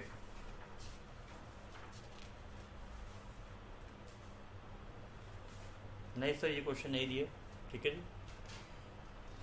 ये बताओ कैसे करोगे, जल्दी से बताओ सर।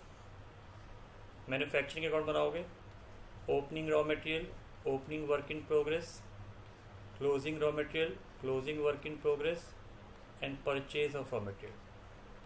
तो ये हो गया ओपनिंग वर्क इन प्रोग्रेस, ये हो गया क्लोजिंग वर्क इन प्रोग्रेस, ये हो गया परचेज ऑफ रॉ मटेरियल, ये हो गया ओपनिंग रॉ मटेरियल, ये हो गया क्लोजिंग रॉ मटेरियल।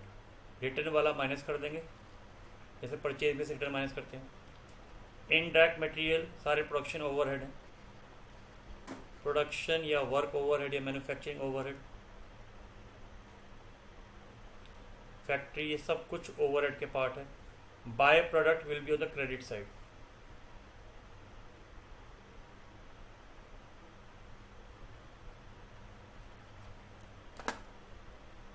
चेक कर ले एक बार।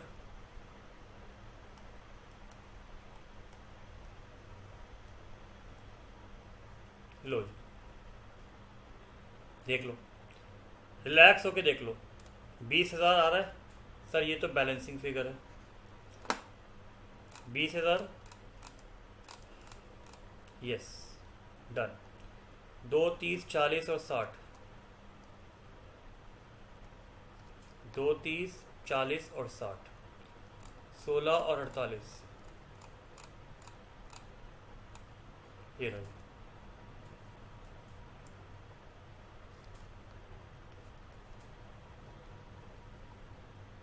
डन हो गया। सिर्फ एक क्वेश्चन और बच गया जी, ये भी करवा दो। सिर्फ एक क्वेश्चन बचा हुआ जी।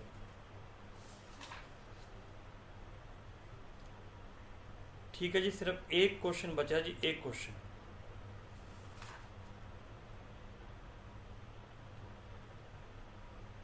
ठीक है जी, सिर्फ एक क्वेश्चन और करा रहा हूँ जी आपको मैं। आइए, क्वेश्चन नंबर 2, ये हमारी बुक में दे रखा है जी, क्वेश्चन नंबर 90 में। ठीक है, डन। चलिए, आप अगर बुक में देखेंगे, मैंने मैन्युफैक्चरिंग अकाउंट के कुछ एक्स्ट्रा क्वेश्चन डाले थे। मैन्युफैक्चरिंग अकाउंट के मैंने कुछ एक्स्ट्रा क्वेश्चन डाले थे जो आईसीआई ने पुराने मॉड्यूल में दिए थे। आईसीआई ने पुराने मॉड्यूल में दिए हुए थे, ठीक है। बट वो अब आईसीआई ने हटा दिया है, वो आईसीआई ने अब हटा दिया है, तो लॉजिकली ये अब आप हटा सकते हैं। तो आईसीआई ने अपने पुराने मॉड्यूल में दिए थे, बट गारंटीड बहुत लोगों ने कंप्लेंट करी होगी, बहुत लोगों ने कंप्लेंट करी होगी।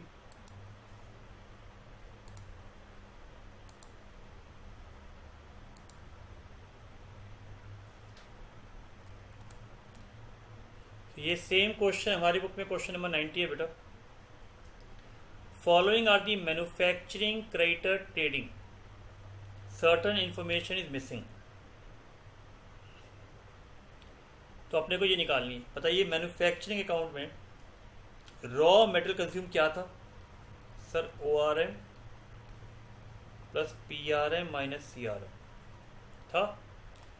अपने को ओपनिंग रॉ मेटेरियल दे रखा है, ये वाली फिगर आ जाएगी तो ये वाली फिगर भी आ जाएगी। बोलो हाँ या ना, ये दोनों फिगर आ जाएगी, पक्का जी? ठीक है। अब मुझे बताइए, क्या हम इससे क्रेडिटर की फिगर निकाल सकते हैं? 22 से 28, 13 लाख की फिगर है, ये 13 लाख की फिगर यहाँ आ गई। अब अपने को सिर्फ ये एक फिगर चाहिए, इससे क्लोजिंग स्टॉक भी आ जाएगा। नीचे बढ़ते हैं।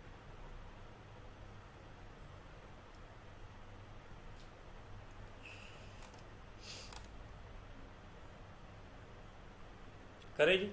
अब बताइए, ये वाली फिगर अपने को दे रखी है, purchase of machinery worth 10 lakh has been omitted, machinery has been are chargeable at a depreciation of 10%। ये 1 लाख का डेप्रिसिएशन चार्ज होगा। इसका मतलब आपको ये चीज़ करेक्ट करनी है अभी। वेजेस इंक्लूड, ये वाली वेजेस, ये ठीक है जी, ये थोड़ी आएगा, 50 थोड़ी आएगा। डायरेक्ट एक्सपेंस में 30% ऑफिस के हैं, तो 24,000 नहीं आना चाहिए जी।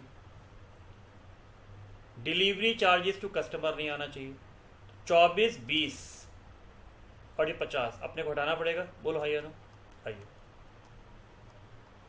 रिलैक्स होके करेंगे बेटा, जल्दबाजी नहीं कराऊंगा, जल्दबाजी में काम नहीं करूंगा। देखो, पहले मुझे बताइए 13 लाख की फिगर क्लियर कहाँ से आई? ये 13 लाख की फिगर है, कैसे आई? ये रही सर, क्रेडिट अकाउंट से कराई थी। चलो, अब अपने को क्या चाहिए? अपने को ये दो फिगर और चाहिए थी। ठीक है, अब निकालते हैं। 10 लाख का 10% 1 लाख था, तो करेक्ट डेप्रिसिएशन 2 लाख पहले चार्ज था, 1 लाख और हो गया, 3 लाख हो गया। वेजेस वर्थ 50,000 मैंने कहा था, ऑफिस वाली हट जाएंगी। और देखो 24 और 20, आराम से देख लो, रिलैक्स होकर चेक करो। 24 और 20, ये 20 हट गया, 24 ये हट गया, 50 ये हट गया, और 1 लाख का ये एक्स्ट्रा लगेगा। तो कहना चाहिए 1 लाख का डेप्रिसिएशन एक्स्ट्रा चार्ज होगा, और 50,000 ये हट जाएगा, 24,000 ये हट जाएगा, 20,000 ये हट जाएगा। तो मोटा मोटा नेट 6,000 का फर्क बैठेगा, 6,000 का फर्क। चेक करिए, ये देखिए 17,94,000 आ रहा था पहले और 6,000 का इम्पैक्ट हुआ, कितने के आगे 18 लाख। क्लैरिटी। वेजिस क्लियर, दोबारा बता रहा हूँ, वेजिस के अंदर क्या किया था, 50,000 का हटाया था, डेप्रीसिएशन 1 लाख का एक्स्ट्रा लगाया था, इसमें हमने 2 खर्चे जो ऑफिस वाले थे हटाए थे, ये बैलेंसिंग आ गई। रॉ मटेरियल कंज्यूम जब मेरे पास बैलेंसिंग आएगी बेटा 10 लाख की, यहाँ लिख दूंगा, ये आएगी बैलेंसिंग फिगर 23 और 10 13 लाख, 13 1 14 4 लाख सॉरी, पक्का done. This completes your ICI का स्टडी मटेरियल, दिस कंप्लीट्स। मैं इसमें 2 चीज़ें मैंने अपनी बुक में बता रहा हूँ, अपनी बुक में ऐड की हैं एक्स्ट्रा क्वेश्चंस, वो दिखा रहा हूँ जो आईसीआई के स्टडी मटेरियल में नहीं दिए, पुराने वाले में दिए थे आईसीआई खजाने की फॉर्म में, आईसीआई के खजाने की फॉर्म में दे रखे, तो मैंने अपनी बुक में ऐड करे हुए वो वाले रिवाइज कर रहा हूँ। उसके सॉल्यूशन मैं आपको बिल्कुल दूंगा जी, उसके सॉल्यूशन मैं आपको बिल्कुल दूंगा, ठीक है। आइए बट एक बार रिवाइज कर लेते हैं, क्योंकि इसके बाद फिर आपको जरा 1 मिनट और ट्रू फॉल्स भी करने। ये 2 मैंने एक्स्ट्रा क्वेश्चन ऐड करे। क्वेश्चन नंबर है 91, ये एक एक्स्ट्रा क्वेश्चन है। ओपनिंग स्टॉक, मुझे बताओ ये कहाँ जाएगा सर, मैन्युफैक्चरिंग अकाउंट में। ये कहाँ जाएगा, ट्रेडिंग में, डेटर बैलेंस शीट में, बैलेंस शीट में। बीआर बताओ जल्दी से सर, बैलेंस शीट में। Provision sir P&L new minus old में काम आएगा। Salaries P&L, office furniture balance sheet, purchase return purchase में से minus. Sir purchase of raw material manufacturing, coal and fuel manufacturing, factory rent and rates आप इसको manufacturing में ले जाओ, जनरल P&L, एडवर्टीजमेंट P&L। घर में शायद आपको कई बार डाउट आएगा सर कौन सा मैन्युफैक्चरिंग में कौन सा ट्रेडिंग में। सामान बनने के बाद वाला उसने लिखा जी सामान बन गया फैक्ट्री से गोडाउन में आया तो वो ट्रेडिंग में आएगा, अदरवाइज सारी चीज़ें आप मैन्युफैक्चरिंग में ले जाना, आंसर पे फर्क नहीं पड़ेगा। Balance sheet, balance sheet, sale of scrap, देखिए टोटल मैच कर रहा है, टोटल मैच नहीं कर रहा है तो बैलेंसिंग निकालेंगे पहले, हो सकता है बैलेंसिंग आ जाए। ओडी बैलेंस शीट, इसका सॉल्यूशन दूंगा बना के बेटा। डिविडेंड ये पे करा है, ठीक है, डिविडेंड ये पे करा है पहले P&L में। Capital account balance sheet, sales trading, commission P&L, carriage inward trading, interest trading P&L, discount P&L, power बताओ जी पावर सर मैन्युफैक्चरिंग मशीन का खर्चा है P&L, balance sheet, balance sheet, plant balance sheet, balance sheet, balance sheet में capital में से minus, sales return sale में से minus, bad debt P&L, direct wages factory manufacturing. अब यहाँ सिर्फ क्लोजिंग स्टॉक लिखा है तो आप इसको फिनिश गुड का मानेंगे। प्रोविजन 5% डेटर पे, तो ये मैंने कंबाइन क्वेश्चन करा दिया, आज तक आया नहीं है जिसमें ट्रेडिंग P&L मैन्युफैक्चरिंग सब कुछ दिया हुआ है। डेप्रीसिएशन जो मशीनरी का है, ठीक है, कहीं मेंशन नहीं है फैक्ट्री का है, तो अगर फैक्ट्री का मानोगे तो मैन्युफैक्चरिंग में आएगा, अदरवाइज आप इसको P&L में ले जाओ। क्लैरिटी, बाकी तो चीज़ें इस पे आ जाओ।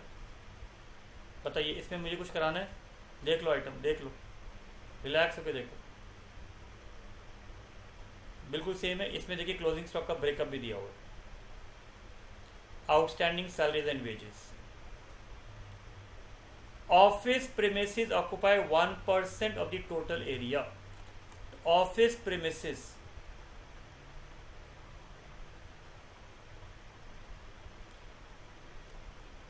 Occupy 1/4 of the total area. इसका ये मतलब है ऑफिस का कहीं प्रीमिसेस दे रखा है जी, नहीं है, तो ऑफिस फर्नीचर 3/4 फैक्ट्री में लगेगा, 1/4 P&L में जाएगा।